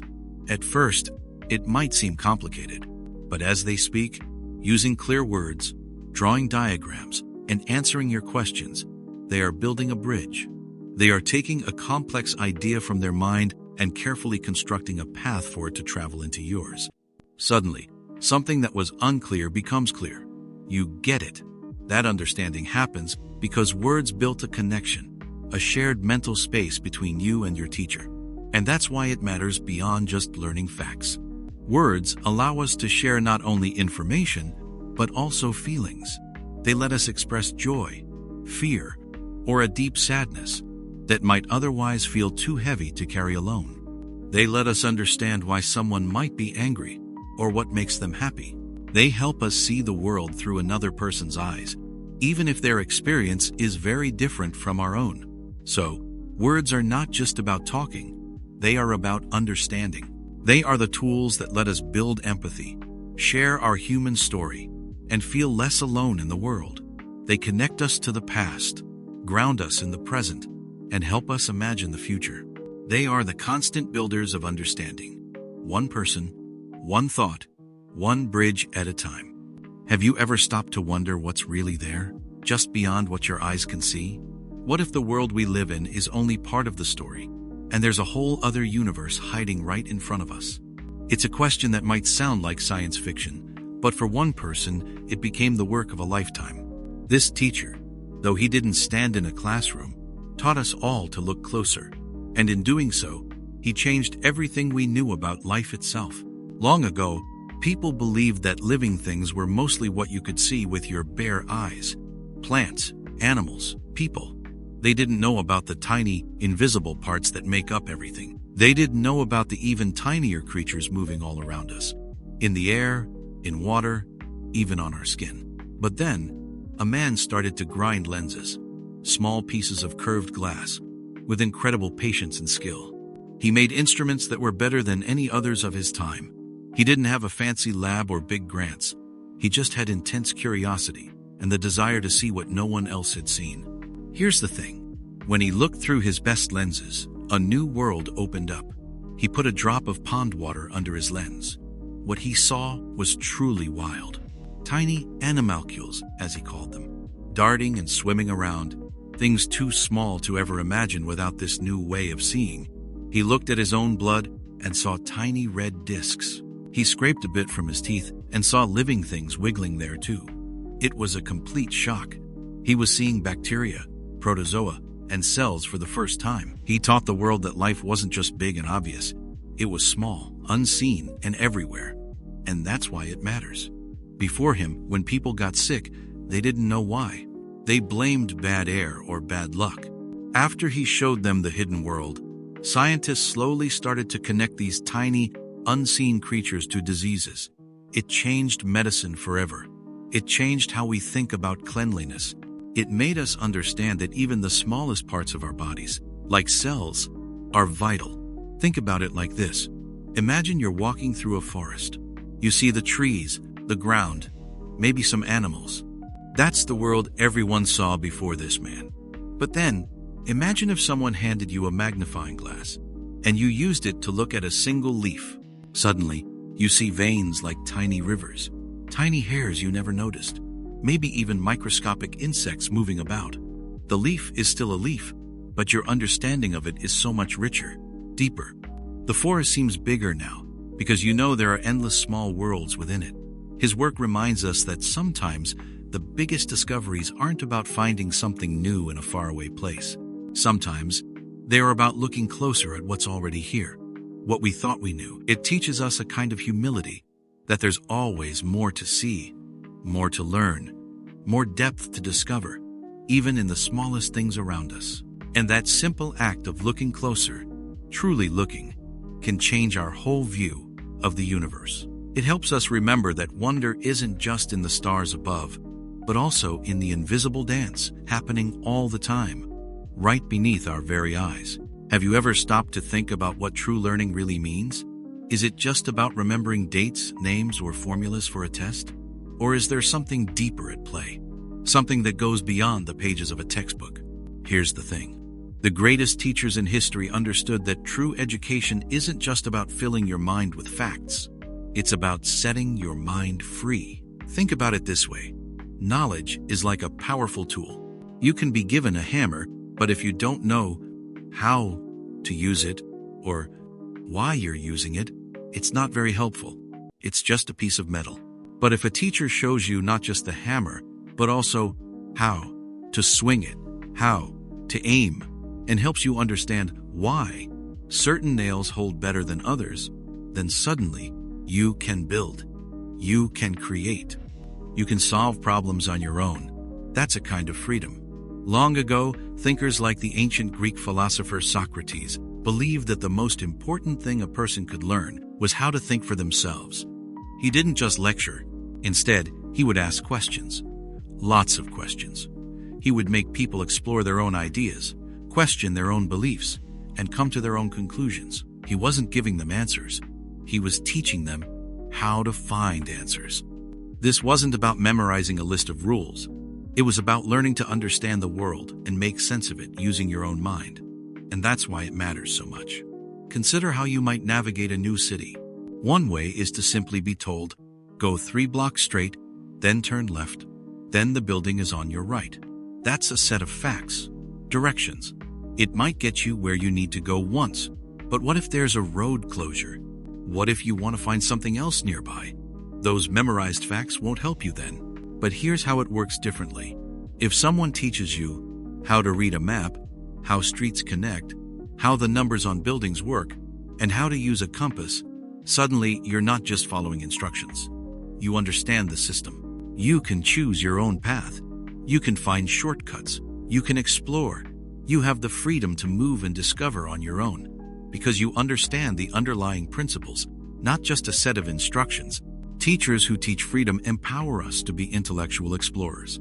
They don't just give us fish. They teach us how to fish. They help us build our own inner compass.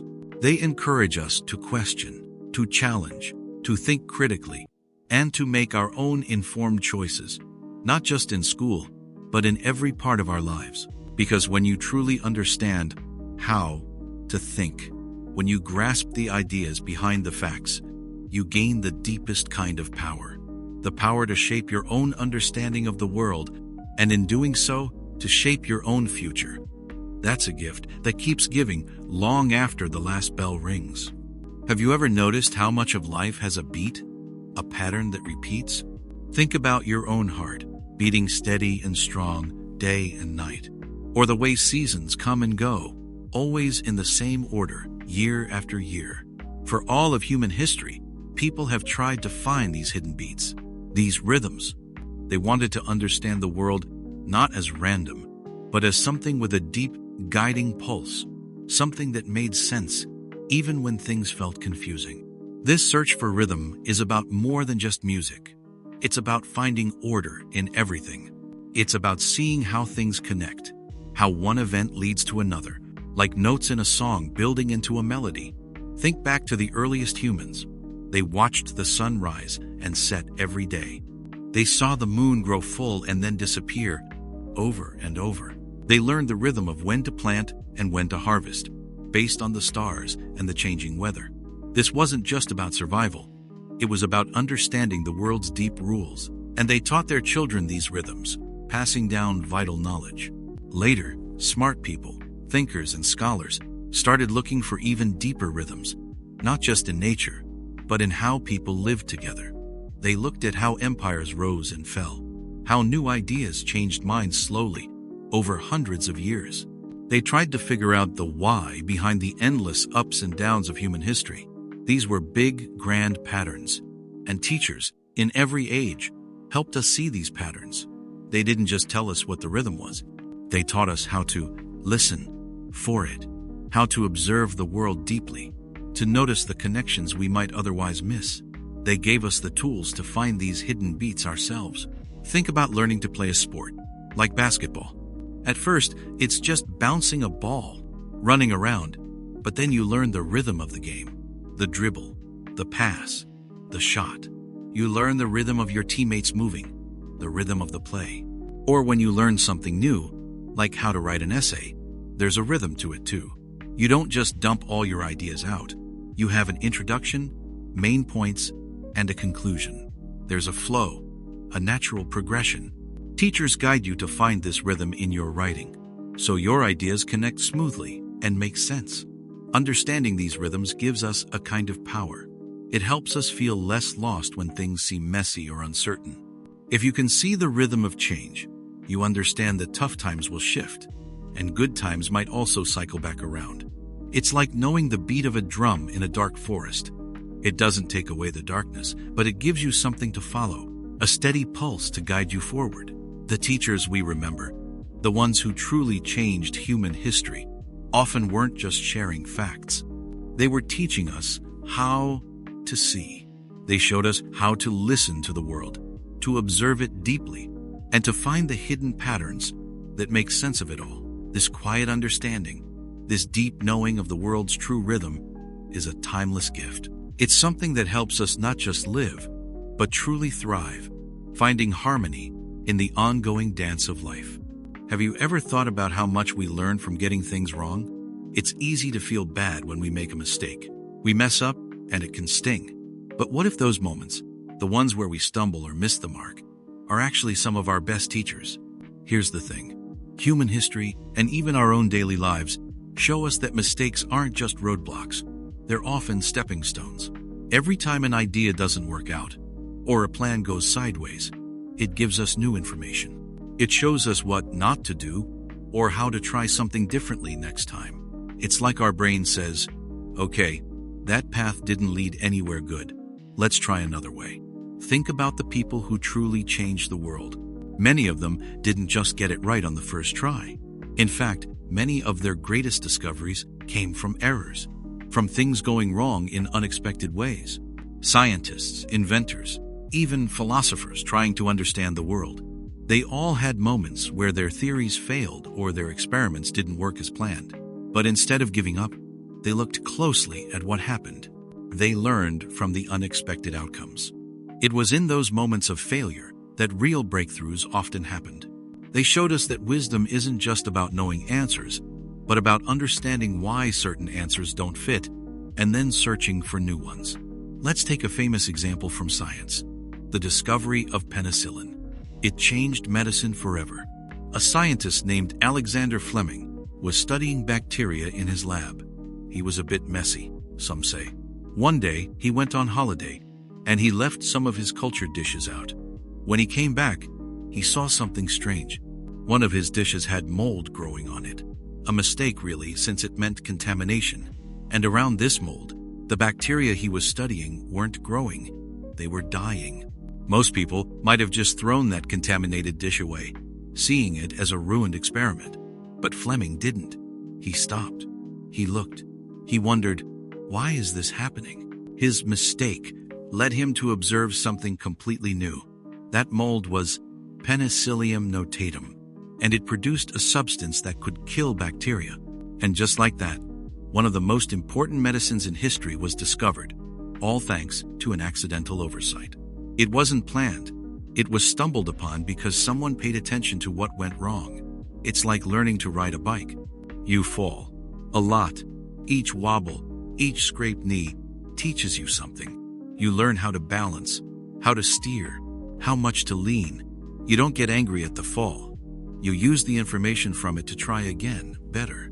You become smarter about biking because you experienced what doesn't work. And this isn't just for bikes. It's for trying to solve a tricky math problem, or learning a new language, or even figuring out how to be a better friend. Each time you misstep, you gain a small piece of wisdom. So, when we look back at the teachers who shaped human history, we can see that some of the most profound lessons weren't taught in classrooms. They were learned in laboratories, in workshops, or even in quiet moments of reflection after something didn't go as planned. They were learned by paying attention to mistakes. This teaches us something deep about learning itself. That growth isn't just about getting things right. It's also about bravely facing our errors, understanding them, and letting them guide us to new paths. It means being curious when things go wrong, not just frustrated. And in that curiosity, we find new ways to be smarter, stronger, and more truly human. Mistakes, it turns out, can be our quietest, most powerful teachers. Have you ever learned something new that felt completely wrong at first? Maybe a different way to hold a baseball bat, or a strange technique in a dance class. It can be hard to let go of what you already know, even if the new way is better. Here's the thing. Real change, real learning, often means letting go of old ideas. And that takes a special kind of courage, especially for the teacher. Think about it. For a long, long time, people believed the earth was the center of everything. The sun, the stars, all of it revolved around us. This idea made sense to them. It felt right. People had built their entire understanding of the world around it. But then, brave thinkers and brave teachers started to wonder, what if that wasn't true? What if the earth actually moved around the sun? This wasn't just a simple new fact. This was a challenge to how people saw their place in the universe. It was a huge, unsettling idea. When someone like Nicolaus Copernicus first wrote about the earth moving around the sun, it was a quiet suggestion. But it took other people, like Galileo Galilei, to really push this idea forward, to teach it, even when it was dangerous. Galileo faced huge problems for sharing what he learned, for trying to make others see the world differently. He wasn't just teaching science, he was asking people to change their deepest beliefs about the world. He was asking them to have courage too. This is the courage to teach new ways. It's not just about knowing facts. It's about being brave enough to share ideas that might go against what everyone else believes. It's about standing firm when people tell you that you're wrong or that your ideas are silly.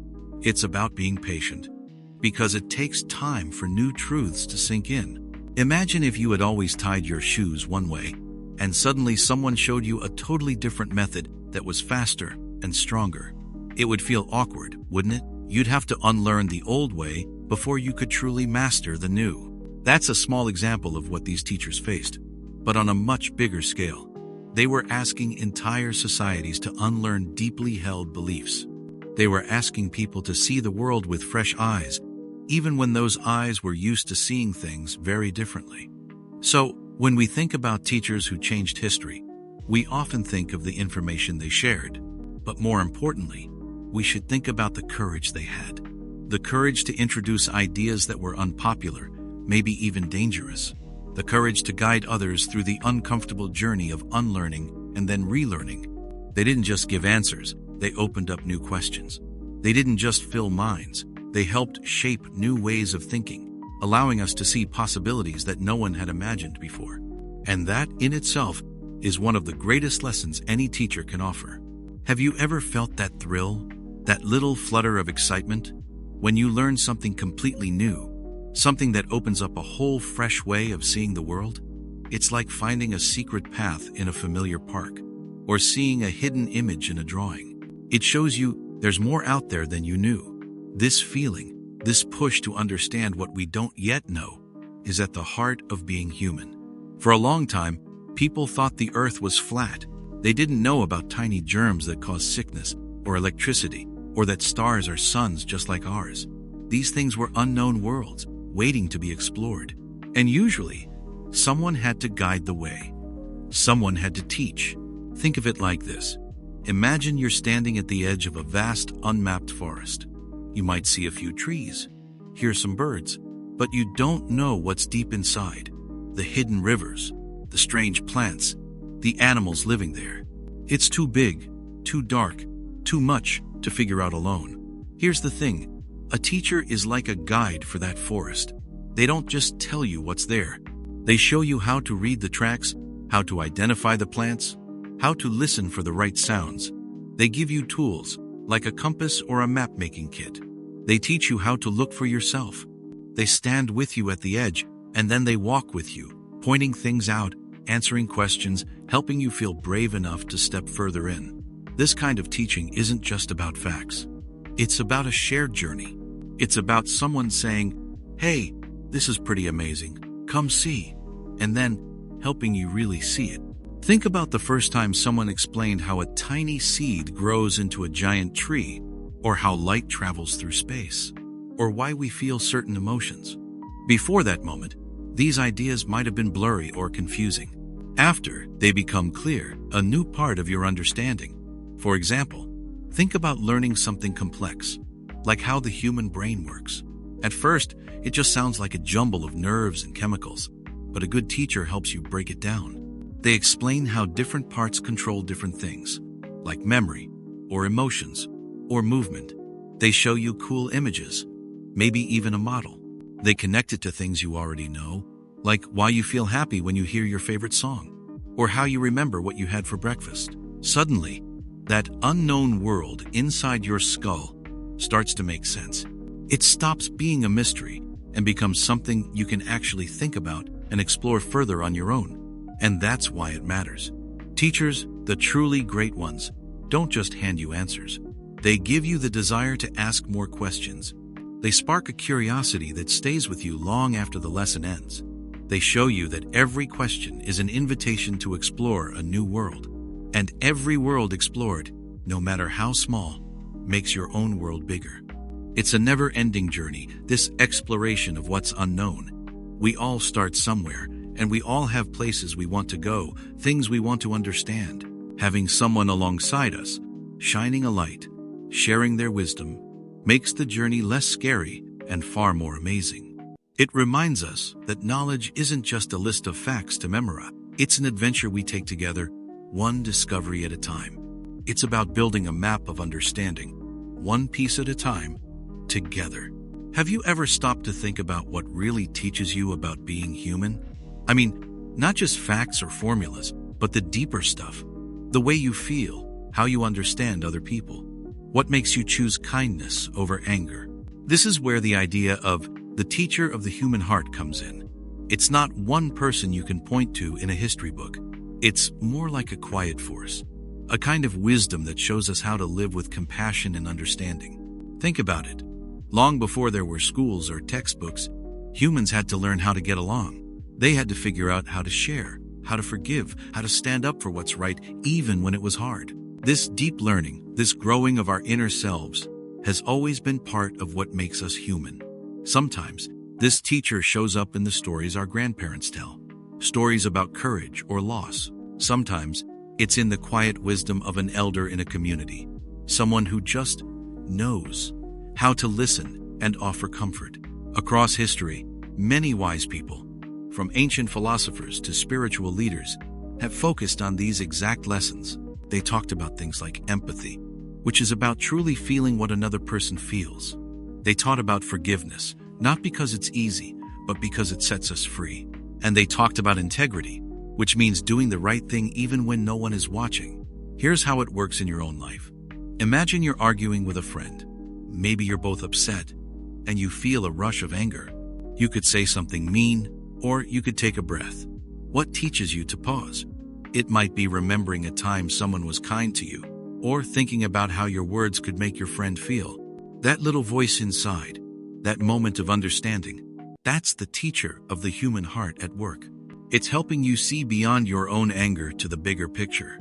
Or think about the simple act of listening. Really listening. When someone is sad or worried, it's not just about hearing their words. It's about feeling their sadness with them, sharing that moment. It's like learning to read a map of human emotions. You learn to recognize the signs, to understand the different paths people walk, and how to offer a hand when someone seems lost. This isn't something you memorize from a book. It's something you feel and practice, like a muscle that gets stronger with use. So, this teacher of the human heart isn't a person with a classroom. It's the experience of living, the lessons we learn from our mistakes, the moments we choose kindness, and the quiet power of empathy. It's always there, guiding us, helping us become better, more feeling people. And that's why it matters. Because learning to live from the heart is the deepest, most important lesson of all. Have you ever faced something that felt really tough? Maybe a challenge in school, or a moment when you felt truly tested? It could be something physical, like running a long race. Or it could be something internal, like dealing with a big disappointment. In those moments, we often feel a push to become stronger. But what does that really mean? And how do we actually do it? It's easy to think of strength as just about muscles, lifting heavy things, running fast. And sure, that's one kind of strength. But true strength, the kind that helps us through life, goes much deeper. It's about building something strong inside ourselves. It's about our mind, our spirit, our character. It's how we handle tough times, how we learn from mistakes, and how we keep going even when we want to stop. This inner strength is what truly defines us. For thousands of years, thinkers have explored this idea. Ancient Greek philosophers, like the Stoics, believed that facing hardships was not just something bad that happened. They saw challenges as chances to practice being brave, patient, and wise. They believed that when you went through a hard time and kept your head up, you weren't just surviving, you were actually building mental muscle. You were training your character. It was like a workout for your soul. These thinkers taught that real freedom wasn't about having everything you wanted or avoiding all problems. It was about being strong enough inside to handle whatever life threw at you without letting it crush your spirit. They taught that true happiness came from mastering yourself, not the world around you. Think about learning something new, like riding a skateboard. At first, you fall a lot. It's frustrating. Your knees might get scraped. Your pride might get bruised. You might want to quit. But if you keep trying, if you pick yourself up each time, you don't just learn to balance on the board. You also learn patience. You learn grit. You learn that failure isn't the end. It's just a step.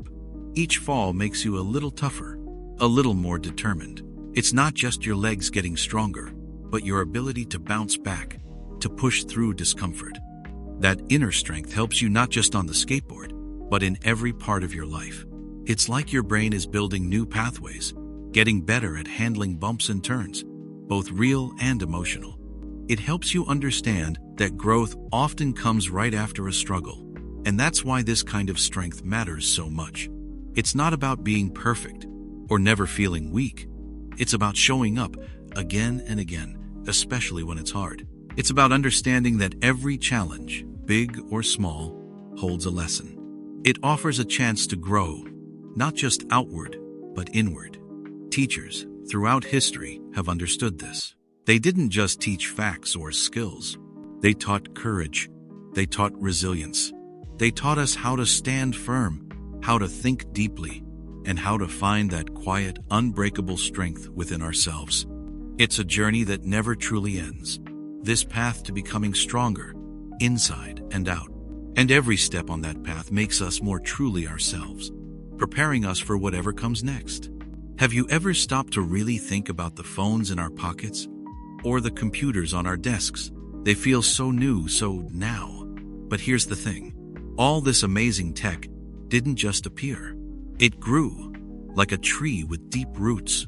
And those roots reach back not just years, but centuries.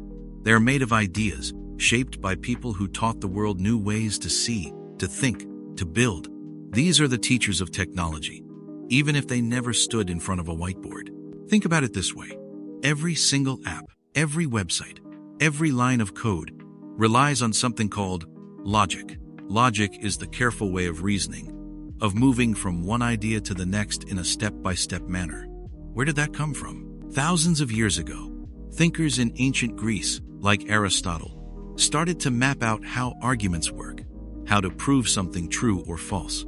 They were building the very first frameworks for clear thinking. Their lessons weren't about circuits or silicon, but about the very structure of thought itself. And what about numbers? Our tech lives and breathes numbers. From simple addition to complex calculations that power artificial intelligence, it all rests on mathematics. People like Al-Khwarizmi, a Persian scholar from the 9th century, taught the world about algebra, giving us tools to solve problems. His work, and the work of countless others, built the very language that computers speak. It's like learning the alphabet before you can write a novel. So many teachers contributed to this alphabet over time. Here's an example that might make sense. Imagine you're building with Legos. You start with basic bricks. Those are like the fundamental ideas. Logic, numbers, basic physics. Then you combine them in simple ways. That's like early inventions. But then someone shows you a new way to connect bricks, or invents a new type of brick, maybe a gear. Suddenly, you can build something much more complex. That new idea often comes from one brilliant mind. But that mind also stood on the shoulders of countless others who built the bricks before them. It's a chain of learning, where each person adds a link. Take someone like Ada Lovelace in the 1800s. She looked at a very early mechanical computer. She imagined it could do more than just crunch numbers. She saw it could follow instructions, create music, even art. She wrote what many consider the world's first computer program. She taught us to see the potential in these machines, not just their immediate function. She was teaching us about the future, long before that future arrived. So, when we use our devices, it's not just about the clever engineers today. It's about an endless line of thinkers and problem solvers. It's about ancient philosophers who taught us to reason, mathematicians who gave us numbers, and curious minds who imagined new possibilities. Every tap, every swipe, every sound you hear from your device is a whisper from these countless teachers. They built the unseen foundations, brick by brick, idea by idea, and that's why it matters. We are not just consumers of technology. We are inheritors of a vast, shared human story of discovery and teaching. And maybe, just maybe, we are also the next link in that incredible chain. It makes you wonder, what new lessons will we learn, and what new things will we teach the future? Have you ever stopped to really wonder about something? Not just a quick thought, but a deep, nagging question that sticks with you? Like, why does the sky look blue? Or why do people sometimes act in ways that don't make sense? This simple act of asking why or how has been one of humanity's most powerful teachers. It's how we move forward. For a long time, people mostly accepted what they were told. Traditions and old beliefs shaped their world. But then, there were always those who couldn't help but ask. They looked at the sun, the stars, the way plants grew, or the way people behaved, and they didn't just see facts. They saw mysteries. They asked questions that had no easy answers, and sometimes, no answers at all. Not at first. Think about the earliest thinkers, long ago. They didn't have big labs or fancy equipment. They just had their minds and the world around them. They observed, and then they wondered, why does thunder boom? Why do the seasons change? Why do we dream? These early questions were the very first sparks of science, of philosophy, of all deep understanding. It took courage to ask these things, because sometimes their questions went against what everyone else believed. But that courage, that pure curiosity, opened up new paths for everyone who came after. Here's the thing. Discovery often starts with a mistake or something unexpected. Imagine a scientist named Alexander Fleming. He was working in his lab many years ago. One day, he noticed something strange on a dish where he was growing bacteria. There was some mold growing too, and around the mold, the bacteria couldn't grow. Most people might just clean it up and throw it away, thinking, "Oops, my experiment is ruined." But Fleming didn't. He stopped.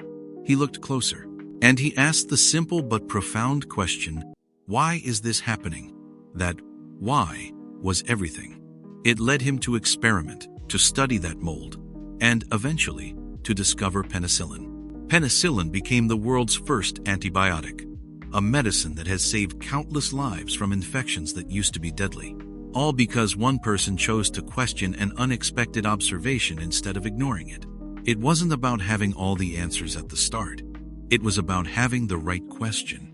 So, what does this mean for us? It means that every time you ask why, you are stepping onto the same path that history's greatest minds walked. It doesn't matter if it's a big scientific mystery or just something about your own life or feelings. The power isn't in knowing everything.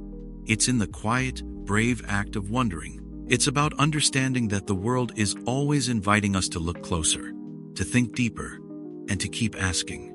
And in those questions, we often find not just answers, but new ways of seeing, new understanding, and new kinds of teachers everywhere. What does it truly mean to fly? Most of us think of airplanes or birds soaring high in the sky.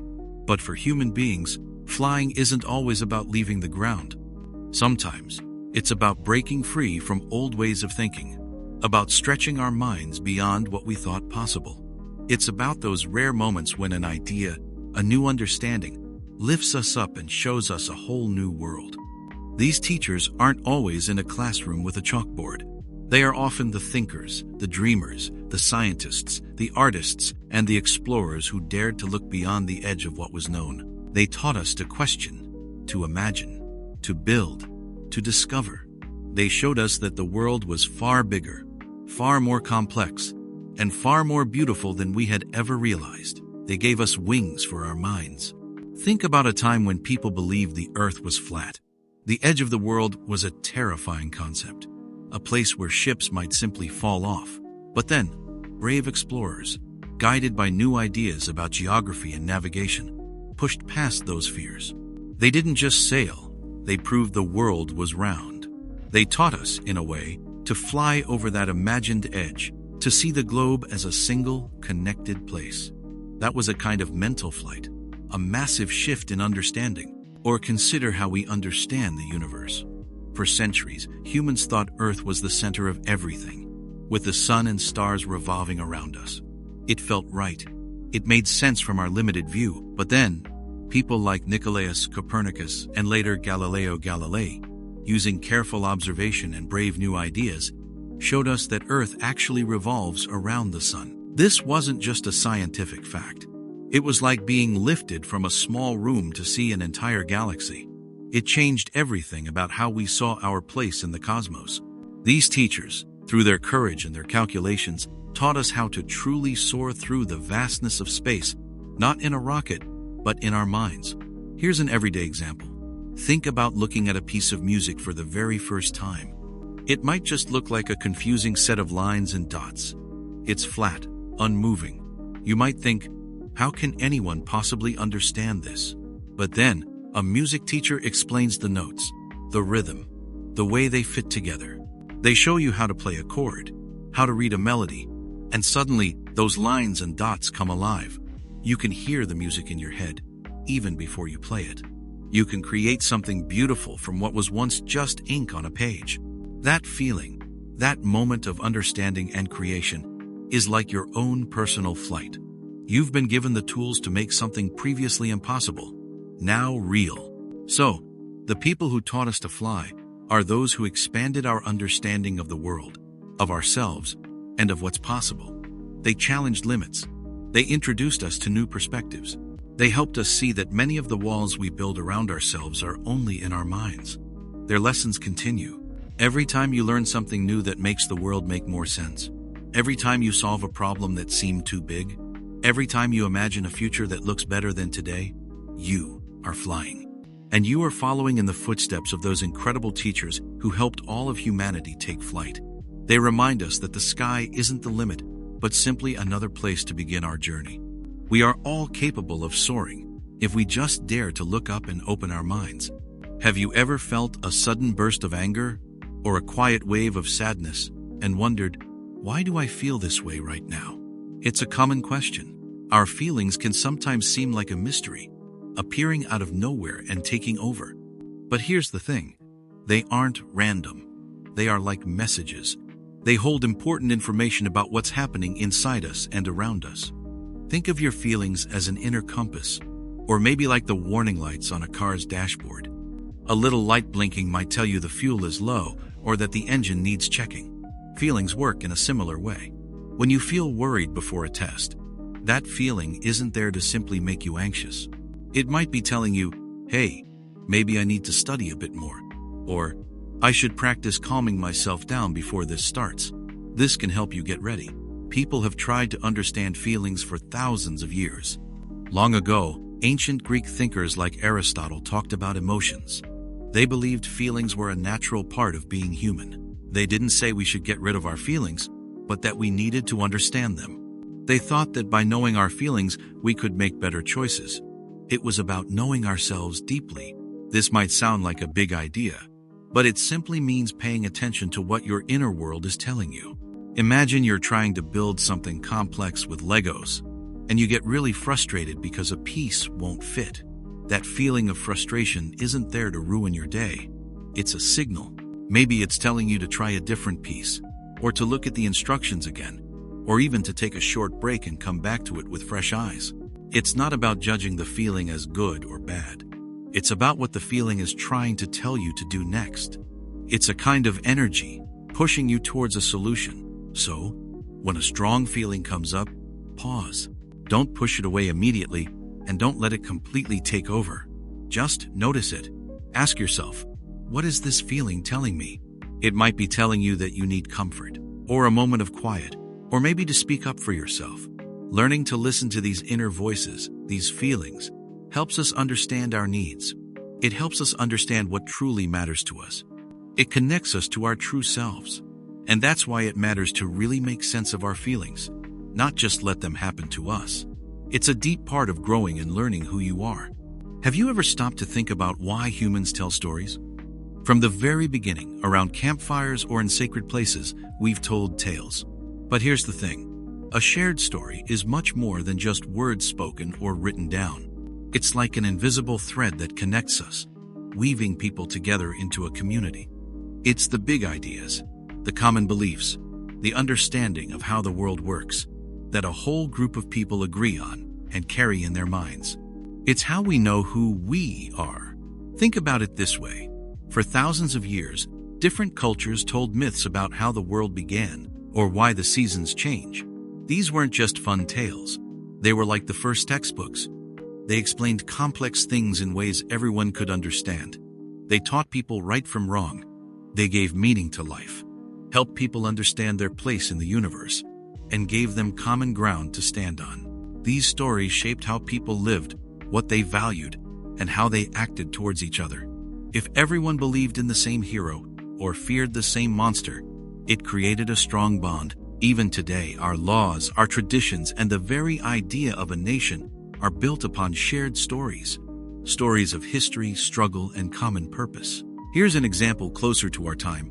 Perhaps something in science. For a long time, people had different ideas about the sun and the earth. Some believed the earth was the center, and the sun moved around it.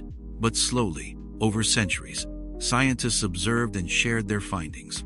They started to build a new, shared story, that the earth actually moves around the sun. This wasn't just a simple fact. It was a massive, shared narrative of discovery, of looking closely at the universe, of challenging old ideas, and of building knowledge together. That shared story of how our solar system works changed everything. It influenced how we navigate, how we think about space, and even our place in the cosmos. It became a truth that most of humanity now shares, passed down through generations. So when we share a story, whether it's an ancient myth or a modern scientific theory, we are doing something powerful. We are building a common understanding. We are creating bridges between our minds. And this is why teachers are so incredibly important. They don't just hand us facts. They help us discover and understand these shared stories of humanity. They invite us to join the great conversation of knowledge and meaning that has been going on for ages. They show us how different pieces of information fit together to form a bigger picture, a narrative that explains our world and our past. By connecting us to these stories, teachers help us find our own place within them. They show us how we can add our own chapter to the ongoing human story, helping us understand what matters, how to find meaning, and how to build a shared future together. Have you ever thought about how much we remember each day? All the lessons, the stories, the things we learn. But what about moments from hundreds, even thousands of years ago? How do we know about them? This is where writing comes in. A quiet superpower we often take for granted. For a very long time, humans only spoke. They told stories around campfires, passed down rules, shared knowledge person to person. Imagine remembering every detail of a large family's history, or every cow owed, or all the complex trading rules. It was incredibly hard. Things got forgotten. Stories changed a little each time, like a whispered secret passing through many ears. Humans needed a way to make memory last, to hold on to ideas beyond a single lifetime. They needed a way to truly track their world. So, it wasn't just about telling tales. It was about practical stuff. Think about early farmers needing to count grain or sheep. Think about leaders needing to remember agreements. They started with simple marks. A scratch on clay for each sheep. A special symbol for wheat. These weren't words yet. They were more like simple reminders, little pictures, or basic symbols that stood for something real and important. Over many years, these simple marks grew complex. People realized a mark could stand for a sound, not just an object. Once you can do that, you can write down anything you can say. This was a massive step for humankind. It happened in places like ancient Mesopotamia, where Sumerians were among the first to truly write. They used reeds to press wedge-shaped marks into wet clay. It was slow, careful work, but it captured thoughts in a way never before possible. Here's the thing. Think about a really important set of instructions, like for a complex Lego model. If someone just told you the steps out loud, would you remember every detail an hour later? Probably not. You'd likely forget a small step, and the whole thing wouldn't work. But if those instructions are written down, you can go back to them again and again. You can check each step, making sure you get it right. That's what writing did for early humans. It made knowledge permanent and reliable. It let them build on what came before without forgetting the strong foundations. And that's why it matters so much. Writing changed everything. Knowledge could travel across time, not just person to person. A teacher could teach lessons that lived on long after they were gone. A scientist could record discoveries for future generations to build upon, without starting from scratch. Laws could be clear and stay the same for everyone. It's how we know so much about the past, how we learn from people who lived thousands of years ago. Writing is like a quiet bridge connecting all of humanity, letting our ideas and history echo across the ages, waiting for us to read and understand. It's a way to keep wisdom alive. Have you ever stopped to think about where the biggest lessons in your life really come from? Sure, school is important, and teachers and classrooms teach us so much. But what about the lessons that don't come from a textbook or a lecture? What about the wisdom that seems to just appear from living your life? Imagine for a moment that life itself is a giant classroom. And the teacher? Well, that teacher isn't one person. It's the whole wide world around you and every single step you take within it. This is the teacher who walked the earth. It's not a historical figure you can read about in a biography. Instead, it's the quiet, constant way the world teaches us. Simply by being there. Simply by happening. Every experience, every challenge, every success, and every mistake becomes part of this lesson. People have thought about this for a very long time, for thousands of years, actually. Before there were schools or even books, people learned by watching the stars, by understanding the seasons, by observing animals, and by dealing with the land around them. An ancient traveler learned directions not from a GPS, but from the sun's path and the wind's direction. A farmer learned how to grow food not just by being told, but by seeing what happened when it rained too much or not enough, by feeling the soil. They learned by doing and by observing. This kind of learning isn't just about facts. It's about connecting with the world, understanding its rhythms, and seeing your place within them. Think about learning something new that really matters to you. Maybe it's how to skateboard, or how to play a complicated song on an instrument, or how to build something cool with your hands. You can watch videos, you can read tips, and that helps a lot. But you don't truly learn until you step on that board, or try to play that chord, or pick up that hammer. You fall. You hit a wrong note. You mess up. Your hands might get sore. Those moments, the struggles and the triumphs, are your real teachers. The scraped knee from skateboarding teaches you about balance and persistence in a way no lecture ever could. The wrong notes teach you about practice and patience.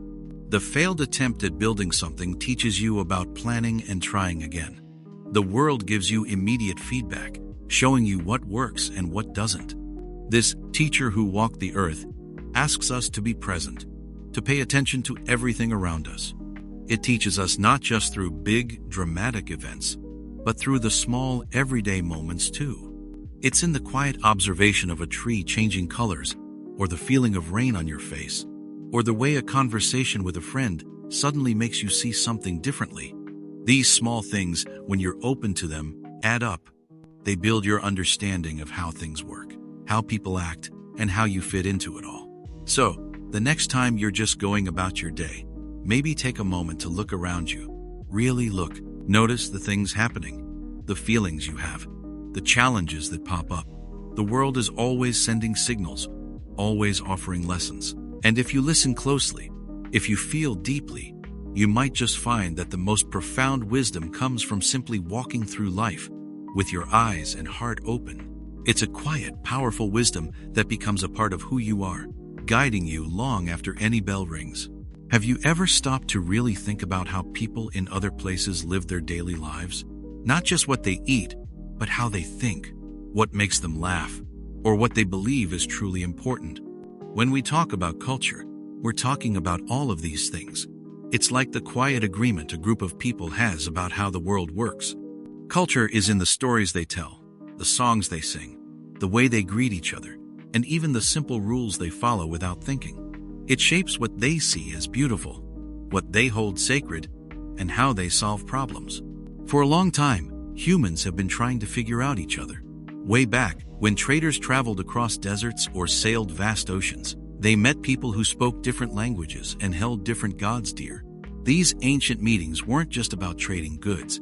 They were about trading ideas. They were the first steps in trying to understand someone completely different from yourself. Later, thinkers and philosophers wondered about the big questions. What does it mean to be human? And how do we all fit together on this big planet? The answers often included looking at how different people live and what they value. This kind of learning isn't just about memorizing facts. It's about seeing the world through new eyes. It's about building bridges between people and understanding why some groups do things in ways that might seem strange to you at first. Here's the thing. Our own culture gives us a way of seeing the world. Imagine you have a pair of glasses that show everything in a certain color. You think that's just how the world is. But when you learn about another culture, it's like putting on a different pair of glasses. Suddenly, you see new colors, new shapes, and new details in the very same world you thought you knew. It might be how someone from a different country solves a math problem, or how they celebrate a birth, or even how they show they are sad. Each culture offers a unique way to approach life. It's not about one way being better or worse, but about seeing that there are many paths, many kinds of wisdom, and many ways to be human. This new view doesn't take away from your own way of seeing things. It simply adds to it, making your understanding richer and deeper. When we take the time to truly learn about another culture, something quiet but powerful happens inside us. We don't just learn about them, we learn about this. We start to see what parts of our own beliefs are unique to our culture, and what parts are shared by everyone on Earth. It helps us feel a connection to people we've never met, to understand their struggles and their joys, even if their lives look very different from ours. This understanding is a gentle strength. It helps us be more kind, more patient, and more open to new ideas. It reminds us that humanity is like a vast, beautiful tapestry, woven from countless threads of different colors, all making one big, amazing picture. And every thread, every color, has its own story, its own value, and its own place. Have you ever stopped to wonder how some of the biggest changes in human history happened without a single battle being fought, without a single punch being thrown? It's a quiet question, but the answer holds a deep truth about human power and spirit. This is the heart of peaceful protest, a profound way to stand up for what you believe, not with fists, but with your very presence and your voice. It's about saying no to injustice, yes to what's right, but doing it in a way that is calm, firm, and non-violent. People often think that peace means weakness, but in the context of protest, it's exactly the opposite. It takes incredible strength, a quiet courage, to face anger and resistance with only your truth and your dignity. It's about showing the world what you believe, not through destruction, but through determined, visible refusal to accept things as they are. Think about legendary teachers of this idea, like Mahatma Gandhi in India, or Martin Luther King Jr. here in America. They weren't just speakers.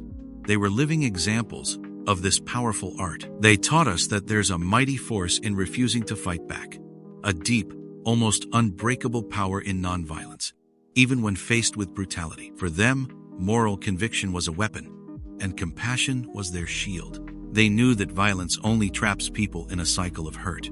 But truth, spoken clearly and acted upon with grace, can truly cut through so much noise and darkness. They understood that lasting change doesn't come from forcing others, but from inspiring them to see a different way, a better way. Here's the thing. This idea isn't just for big historical movements. Think about a single pebble dropped into a still pond. It's small, right? It barely makes a sound. But that one tiny pebble creates ripples that spread out, wider and wider, touching the whole surface of the water. Peaceful protest can be a lot like that pebble.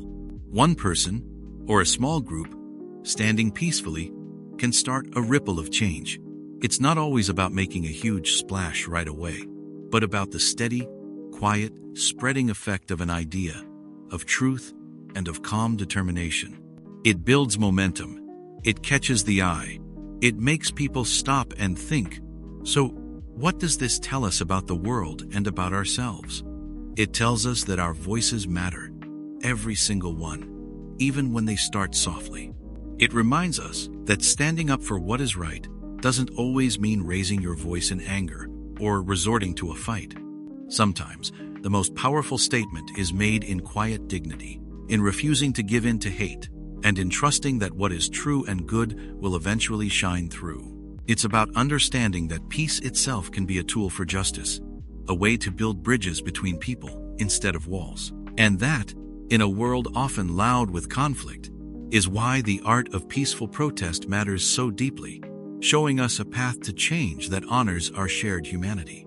Have you ever just leaned back and stared up at the night sky? Not just for a moment, but really looked. When you do that, you see countless tiny lights sparkling across a dark canvas. For thousands of years, people have done this. And what they saw up there became some of humanity's very first and most important lessons. Long ago, before clocks or calendars, the stars were our teachers. They showed us patterns. The sun rose and set, of course, but the stars shifted slowly through the seasons. Some groups of stars, constellations, would appear in one part of the sky, then slowly move, only to return months later. This wasn't just a pretty show.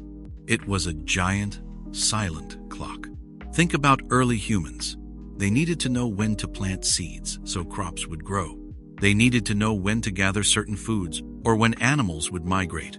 The stars told them when a particular star group appeared just before dawn, it might mean spring was coming. When another was visible, it signaled winter's approach. This was about survival. It was about knowing when to act, when to prepare, when to rest.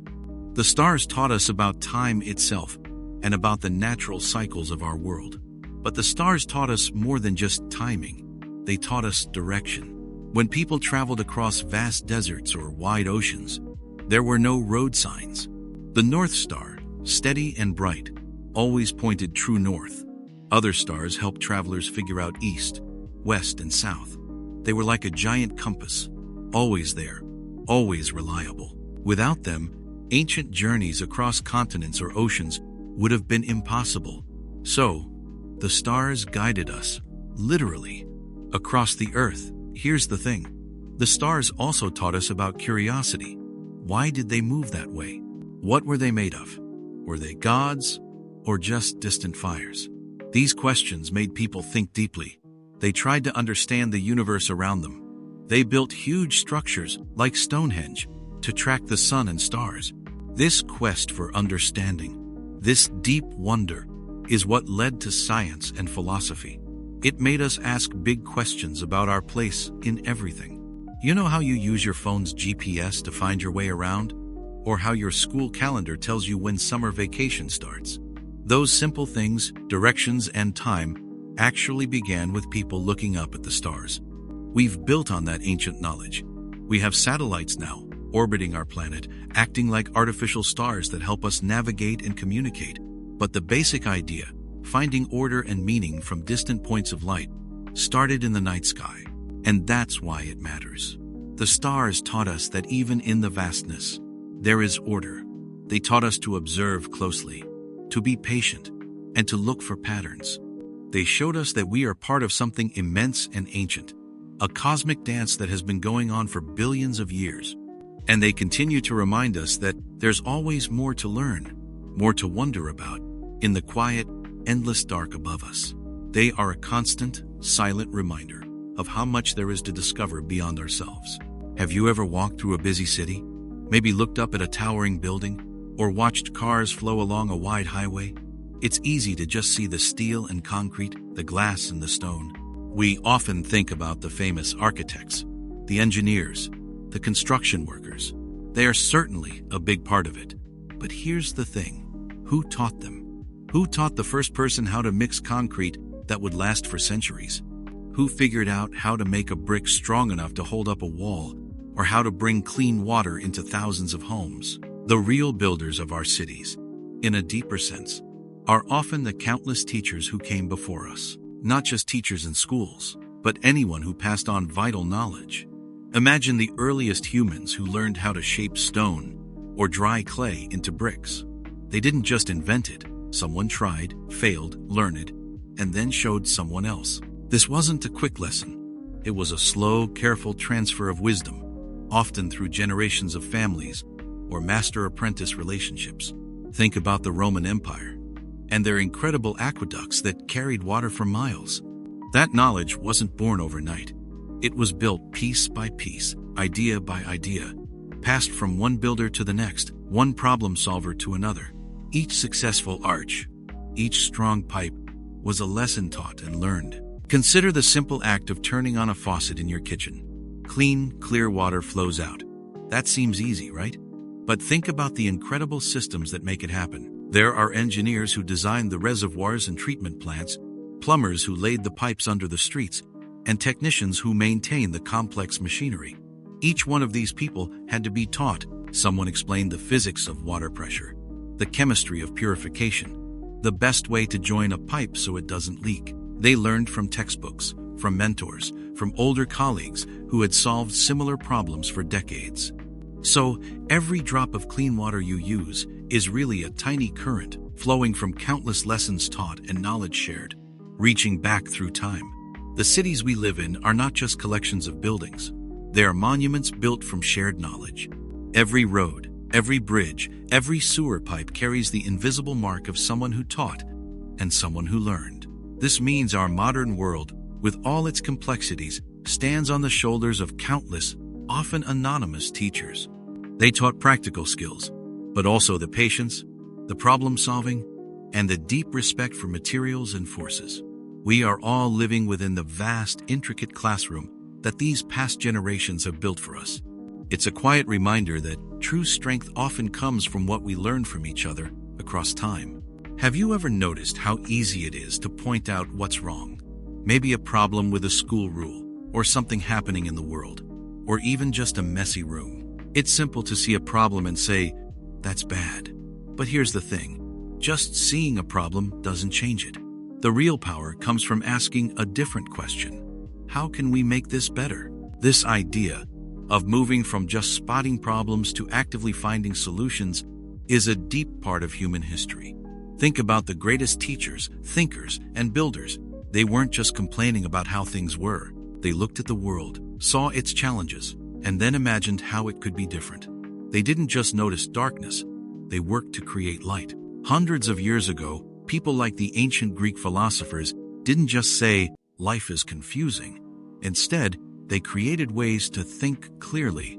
They built systems of logic and ethics to help people understand themselves and the world around them. They saw ignorance as a problem and offered knowledge as a solution. Later, scientists didn't just observe diseases, they studied them, ran experiments, and searched for cures. They didn't just see people suffer, they worked tirelessly to ease that suffering. Think about something like the polio vaccine. For a long time, polio was a terrible problem. It caused paralysis and even death, especially in children. It was a scary time. People knew about the disease. They saw its effects everywhere. But Dr. Jonas Salk and his team didn't just sigh and say, "Polio is awful."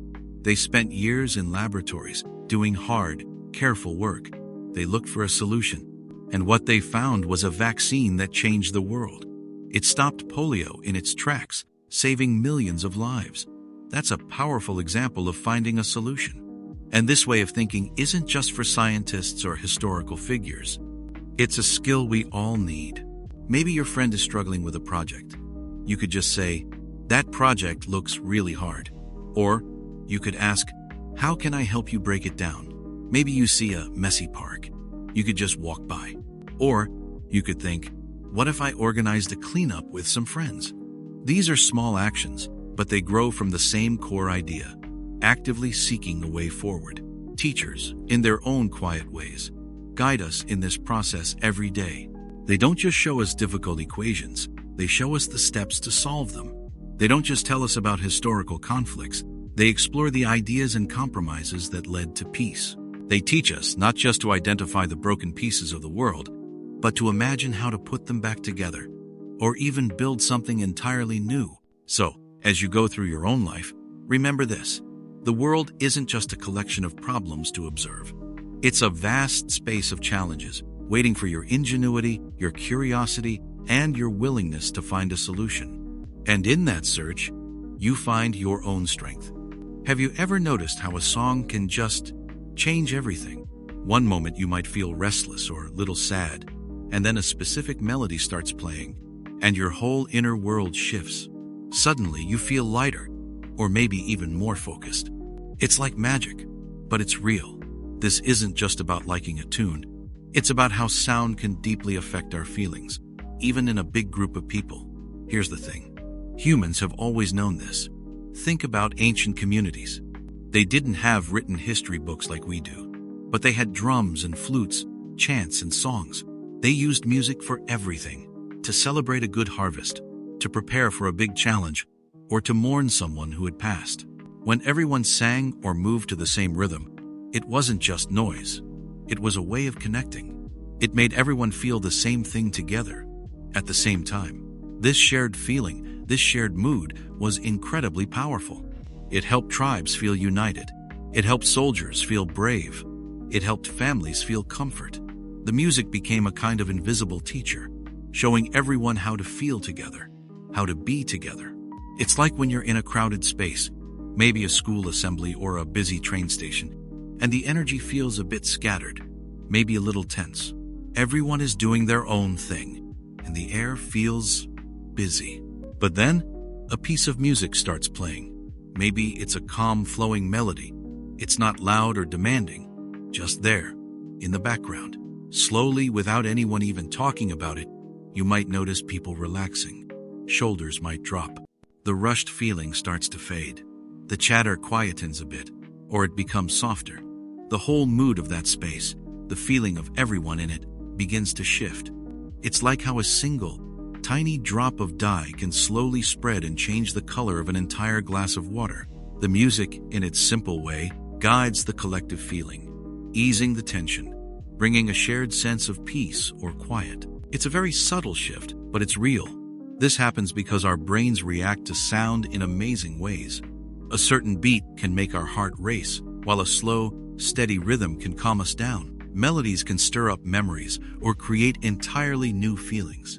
And when many people hear the same song at the same time, it creates a kind of unspoken understanding, a shared emotional space. It's a powerful way to teach us about connection, about how we are not so different from each other. It shows us that even without words, we can share something deep. And that's why it matters. A single song, a simple tune, can be a teacher that changes a whole room, a whole moment, by quietly guiding our hearts and minds into a new, shared feeling. It reminds us that we're all part of a bigger human song. Have you ever really listened? I mean, truly listened. Not just heard sounds bouncing around, but actually let words and feelings land inside you, like a quiet snowfall. It's easy to hear. Our ears pick up all sorts of noise, from birds outside to the hum of your computer. But listening? That's something deeper. That's an active choice. Listening is about understanding. It's about opening a space inside yourself for another person's thoughts, for nature's whispers, or even for the quiet message your own mind sends. It means paying attention, not just waiting for your turn to speak. It's about trying to see the world from someone else's eyes, even if just for a moment. This is a skill that wise people have valued for thousands of years. Think about ancient teachers, the ones who shaped how we think. They weren't just great at telling people things. They were also masters at hearing what was unsaid, at understanding the questions hidden behind someone's words. They knew that true learning, true wisdom, comes from both sharing and receiving. Socrates, the famous Greek thinker, spent his life asking questions, but he also had to truly listen to the answers to guide people toward their own discoveries.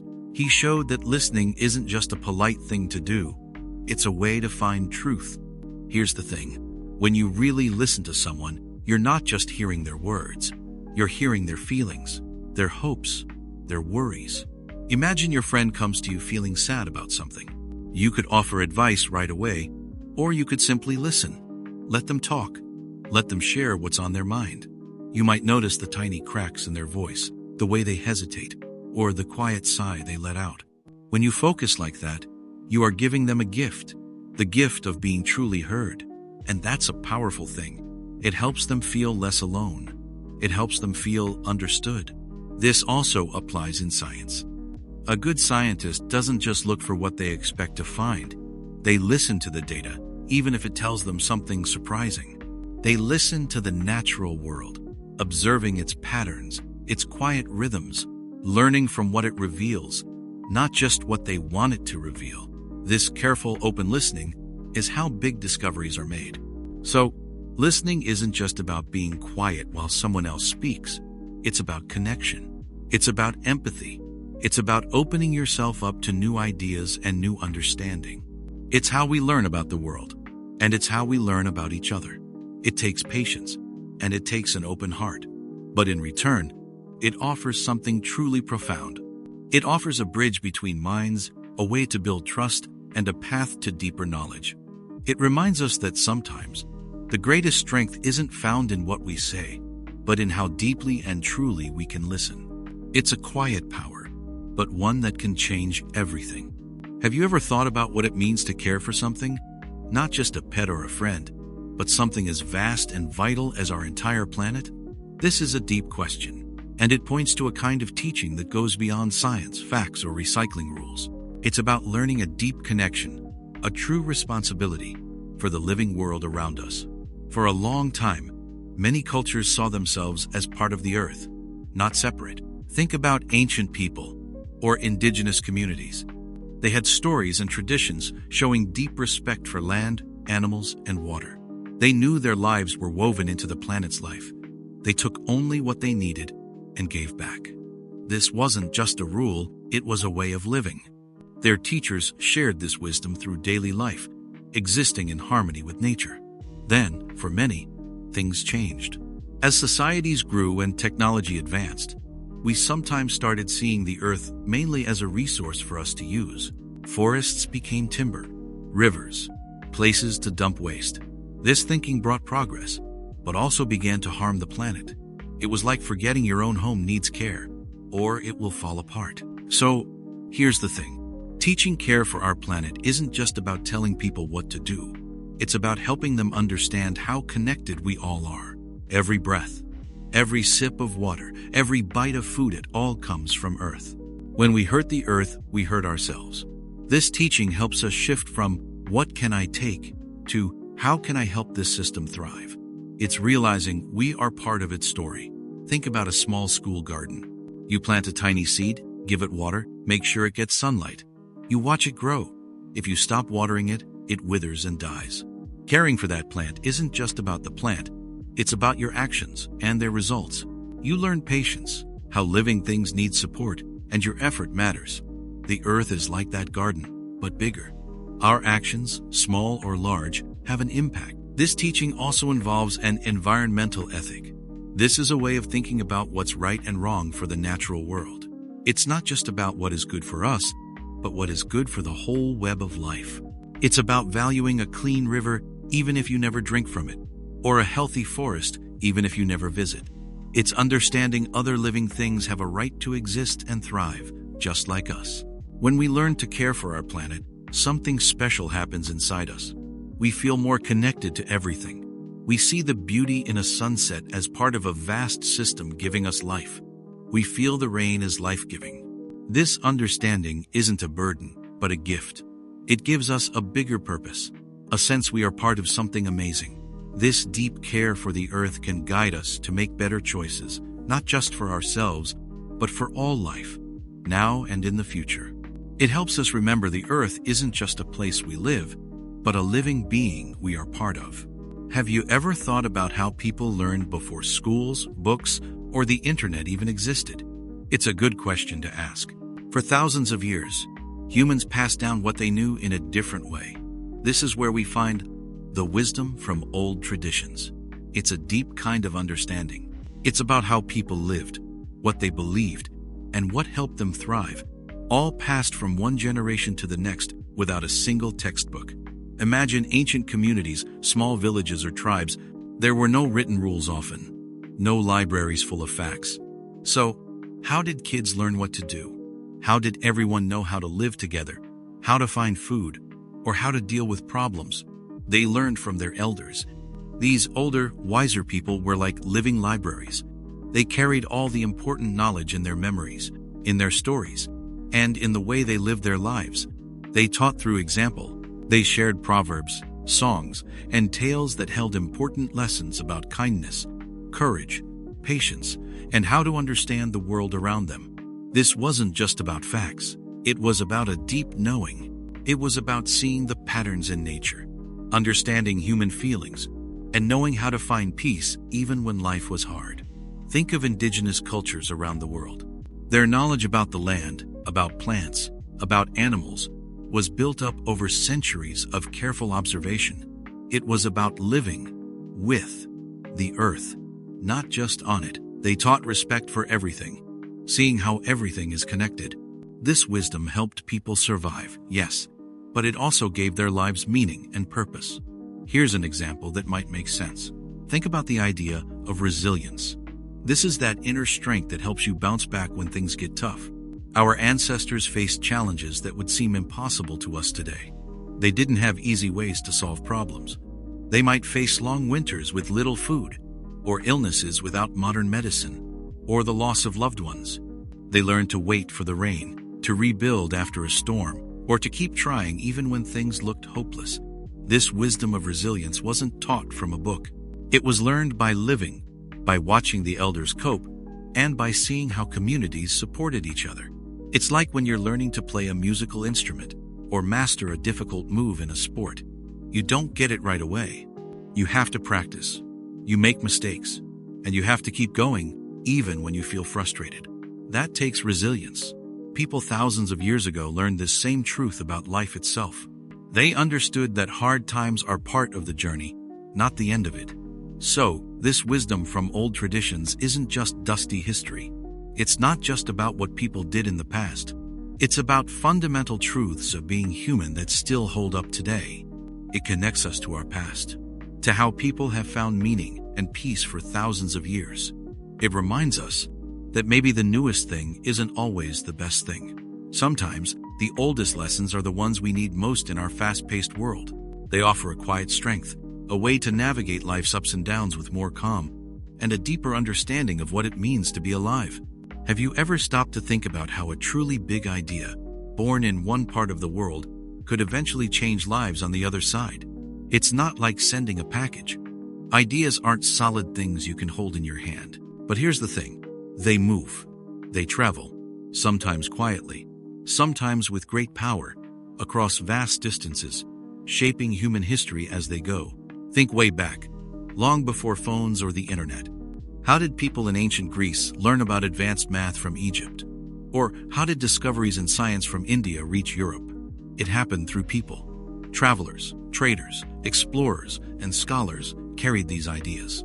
They walked dusty roads that stretched for thousands of miles, like the famous Silk Road. They sailed on rough, open oceans, facing storms and unknown lands. Their ships carried not just goods, but also scrolls, books, and the living knowledge in their minds. A new way to farm, a different kind of story, a deep philosophical question. These were all passed from one person to another, from one culture to the next. It was a slow process. Imagine a single conversation. That conversation sparks a thought in someone new. That person then travels and shares the thought with others, who write it down, or teach it to their students.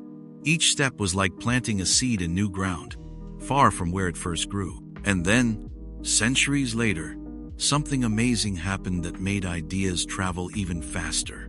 The printing press. Suddenly, a single book didn't have to be copied by hand, taking months or years. One machine could create hundreds, even thousands of copies of the same book. This meant that an idea, once trapped in a few minds or a few scrolls, could now spread like wildfire across continents. A philosopher's thoughts, a scientist's discovery, a poet's words, they could reach countless people, sparking new conversations, inspiring new inventions, and even leading to revolutions. Think of it like this. Imagine you learn a really cool trick in a video game, or a smart way to solve a math problem. You show it to one friend, and soon, that trick or method spreads through your whole class, then maybe even the whole school. That's a modern, fast version of how ideas spread.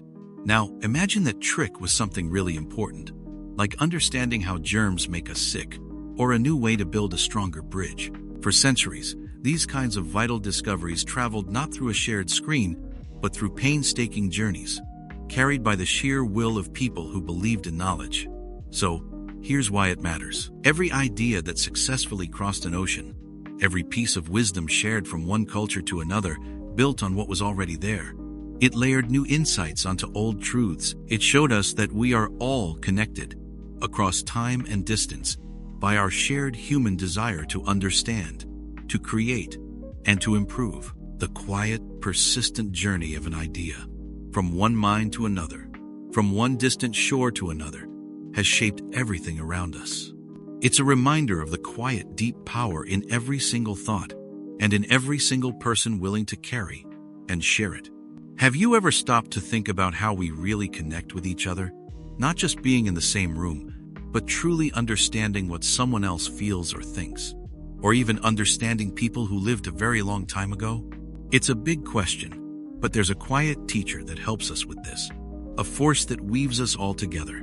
This teacher isn't one person you'd find in a classroom. Instead, it's the way we share our inner world. It's how thoughts, feelings, and ideas move from one mind to another, across distances and even across centuries.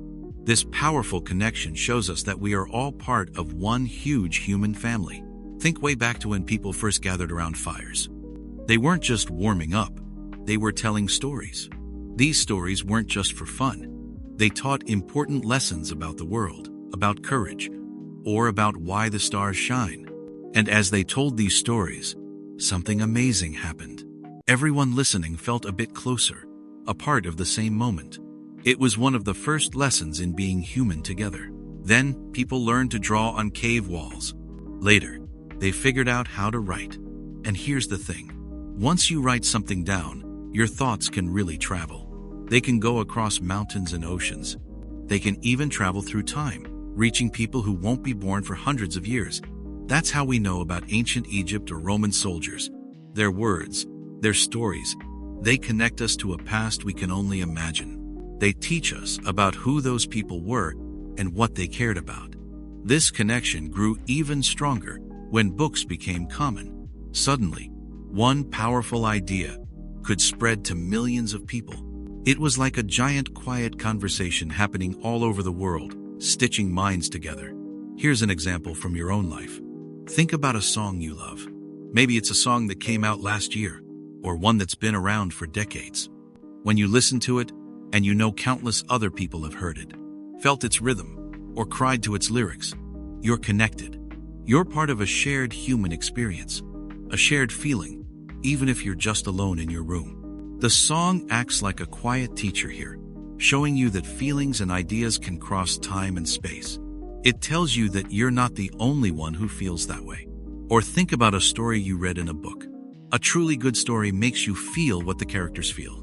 You might laugh or feel scared right along with them. That feeling, that shared journey into imagination, connects you not just to the characters, but to everyone else who has read that very same story. It's like you're all part of the same big secret, whispered through the pages. This quiet teacher, the force of connection, reminds us that no one is truly alone. Our individual lives are woven together, like colorful threads in a giant, beautiful cloth. Every thought we share, every story we tell, every act of kindness we offer, it adds another thread. It strengthens the fabric of humanity itself. Understanding this, truly feeling this deep connection, can make the whole world feel a little smaller, a little more understandable, and a lot more welcoming. It teaches us something very important: empathy. And that is a lesson we carry with us, always. Who teaches you when no one else is around? Who guides you when you have to make a choice, and you're the only one who can decide? This is about learning to be your own guide. It's a deep kind of learning, one that doesn't rely on a classroom or a textbook alone. It means listening to that quiet voice inside you. It means trusting your own mind, your own sense of what's right and what makes sense. This isn't about knowing everything. Instead, it's about knowing how to think for yourself. It's about finding your own path and feeling steady and confident about the steps you take on it. Every time you pause, think, and then choose for yourself, you are practicing this skill. You are building an inner strength. For thousands of years, people have thought deeply about this idea. In ancient Greece, wise people like Socrates often talked about knowing yourself. They didn't mean knowing your favorite color. They meant truly understanding your own thoughts, your values, and what makes you tick deep down. Much later, during a time called the Enlightenment, thinkers across Europe encouraged people to dare to know. This meant use your own brain. Don't just accept what others tell you. Think for yourself. Question things. It was a huge idea for its time. It suggested that true wisdom isn't just passed down from old books or wise elders. It's also found when you bravely start asking your own questions and working to find your own answers. It's about an inner journey, not just following someone else's map. Think about when you're trying to figure out a tough problem. Maybe it's a complicated puzzle in a video game, or a weird glitch with your computer, or even just planning a small trip to a new part of your city. You might start by looking things up. You might ask for advice. But then, you reach a point where you have to take what you've learned and apply it yourself. You might try different things. You might fail a few times. You observe what happens. You adjust. You try again. You're using your own judgment to navigate something new. You're not waiting for someone to give you the exact solution. You are becoming your own expert in that moment. You are guiding yourself through the challenge, step by step, using your own mind as your primary tool. This is exactly what it means to be your own guide in a small, everyday way. This doesn't mean you stop listening to teachers, or elders, or even your friends. Not at all. They give you the tools, the maps, the starting points, and sometimes even the warnings. But then, you take those tools and you start building your own understanding. You use those maps to explore your own world. It's about developing an inner compass, a true north inside you that helps you navigate life's big questions and small decisions. It's about learning to trust your own judgment, even when it feels hard. It's a deep, quiet strength that grows over time. and it helps you find your own true way, even when the path ahead isn't clear and no one is there to tell you where to go. Have you ever really thought about why we go to school? Not just to learn facts for a test, but why humans created schools in the first place? It's a deep question, and people have been asking it for thousands of years. Way back, in the very first civilizations, life was about survival. People needed to know how to grow food, how to build shelters, and how to keep track of things. They needed to pass down important knowledge so their communities could keep going. And that's where the first schools appeared. These weren't fancy buildings with classrooms and cafeterias like we have now. They were often simple places, maybe a shaded spot under a tree or a room in a temple. But here's the thing. The lessons taught there were deeply important. In places like ancient Mesopotamia, where writing first began, they had schools just for scribes. Kids would practice pressing wedge shapes into wet clay tablets over and over until their hands ached. They weren't just learning letters, they were learning to record history, laws, and stories. So here's what happened. This skill became vital for their whole society to function. In ancient Egypt, learning to read and write hieroglyphs was also a huge deal. It was so complicated that only a few people became scribes. These scribes held great power because they were the ones who understood the written word. They managed the pharaoh's records, kept track of grain, and wrote down religious texts. This showed that knowledge wasn't just for everyone back then. It was a tool, often used by the powerful. But it was also a way to preserve their culture and traditions for thousands of years. So, what did those first teachers truly teach? More than just facts, they taught the idea that knowledge builds on itself. They showed that you start with the very basics, the ABCs of their world, and then you add more and more. Think about it this way. Imagine you're trying to build a really tall tower with building blocks, like Legos. You wouldn't just stack them randomly. You need a strong, wide base first. If your base is weak, your whole tower will fall over, right? Learning is a lot like that. The first schools and their teachers were all about building that strong base. They taught the most basic, fundamental things. They taught how to count, so people could trade fairly and build straight walls. They taught how to write, so agreements could last and stories could be passed down. Every new piece of understanding rested on those first simple lessons. From those early blocks, people eventually built amazing things like massive pyramids, complex irrigation systems, and even early forms of law. So, the lessons from the first schools weren't just about ancient writing or old numbers. They were about the idea of learning itself. They showed us that knowledge builds, step by step, from simple beginnings to complex ideas. And they showed us that teaching is about more than just giving answers. It's about helping someone build their own strong foundation so they can keep building, keep learning, and keep understanding the world for themselves. Those first teachers, so long ago, set us on this incredible path, and we are still walking it today. Have you ever stopped to think about how we share ideas today? You can text a friend, post a picture, or watch a video online. Information is everywhere, right? But imagine a time, not so long ago, when sharing even a simple idea was incredibly hard. Imagine a world where most people couldn't read, and books were so rare and expensive that only a very few powerful people owned them. For thousands of years, knowledge was like a whispered secret, passed down carefully from one person to another. Scribes painstakingly copied books by hand, one letter at a time. A single book could take months, even years, to finish. Think about that.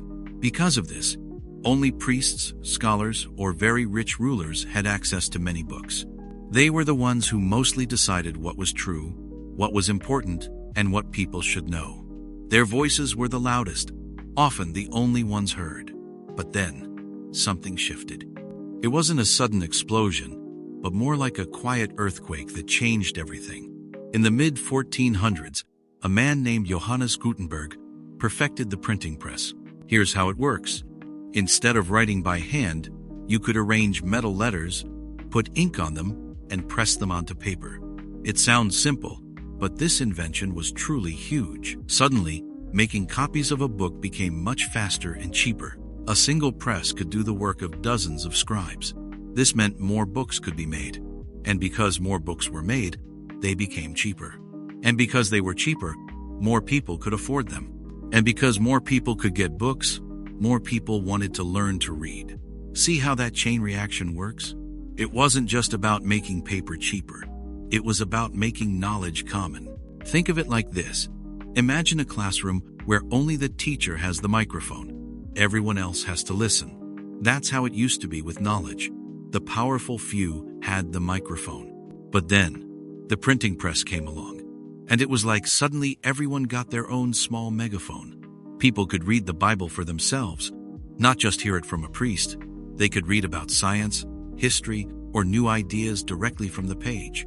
This change had a deep impact. When more people could read and think for themselves, they started to question things.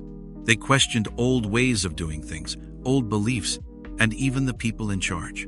New ideas spread like wildfire, sparking movements like the Reformation, where people started new churches, or the Renaissance, a rebirth of art and learning. It also helped kick off the scientific revolution, as scientists could share their findings widely and build on each other's work faster. So here's the thing. The printing press didn't just print books. It printed voices. It gave regular people the chance to hear new ideas, to form their own opinions, and even to share their own thoughts through pamphlets and newspapers. It meant that a teacher wasn't just someone standing in front of a class, but anyone who wrote a book, shared an idea, or even just learned to read, and then taught a neighbor. And that's why it matters today. We live in a world where everyone has, in theory, a voice. With the internet, anyone can publish a blog, make a video, or share an opinion. This echoes that first big shift from the printing press.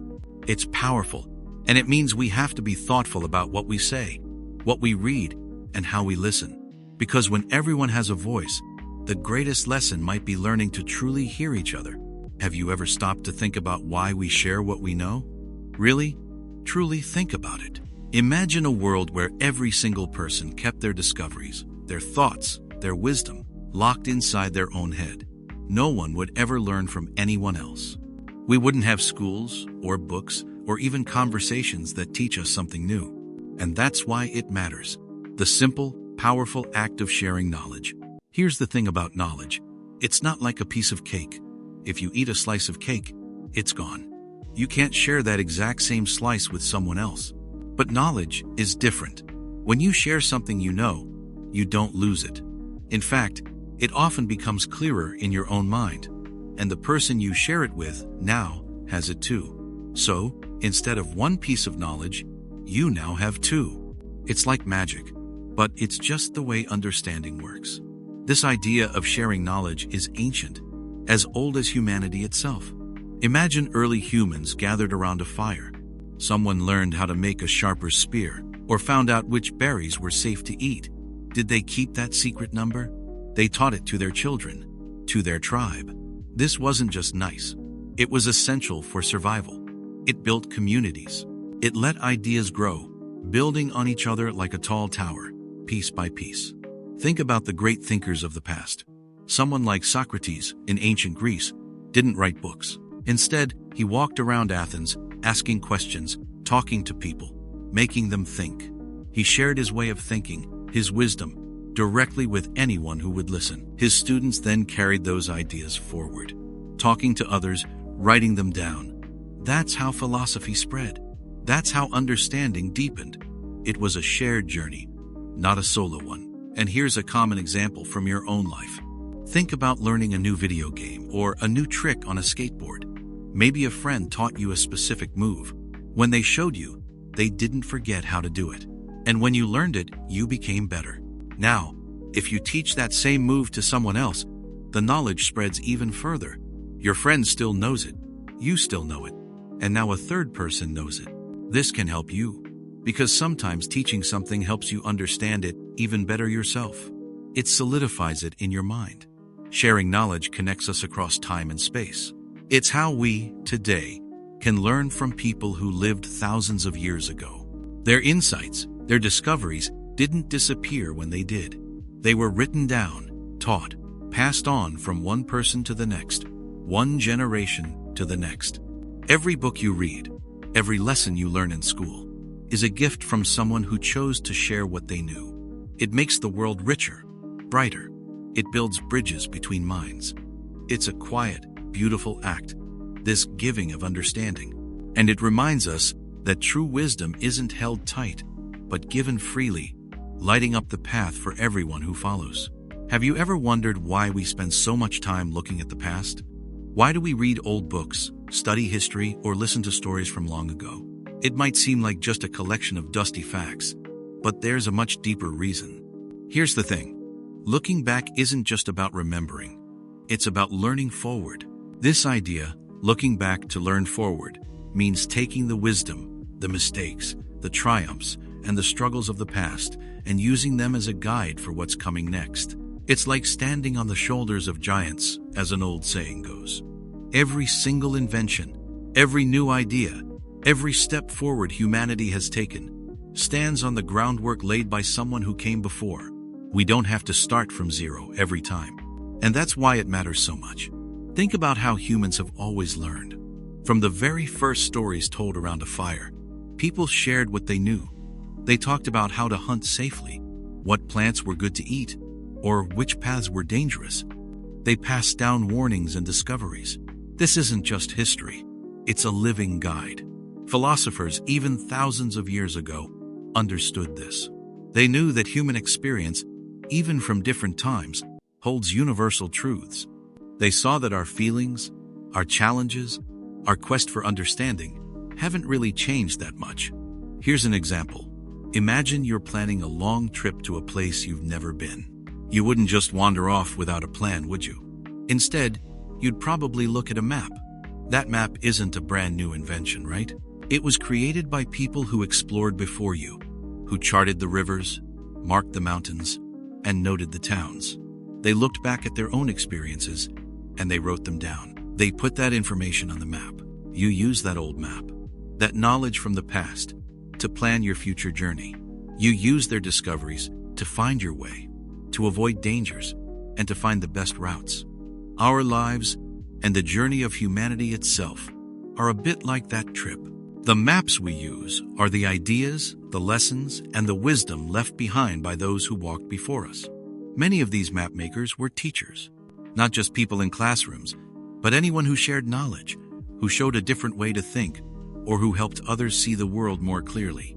They gave us tools, concepts, and perspectives. They showed us paths that worked and paths that led to dead ends. So, when we look at the lives of 100 teachers who changed human history, we are not just admiring old figures. We are unrolling ancient maps. We are listening to voices that echo across time. Their lessons aren't trapped in the past. They are here, now, waiting to guide us. Their wisdom helps us understand our own challenges, build better societies, and shape a future that is wiser, kinder, and more just. It's a quiet reminder that every act of teaching, every shared idea, creates a ripple that can touch generations. And we, standing here today, get to decide what we will learn from those ripples and what new ones we will send out for others to learn from tomorrow.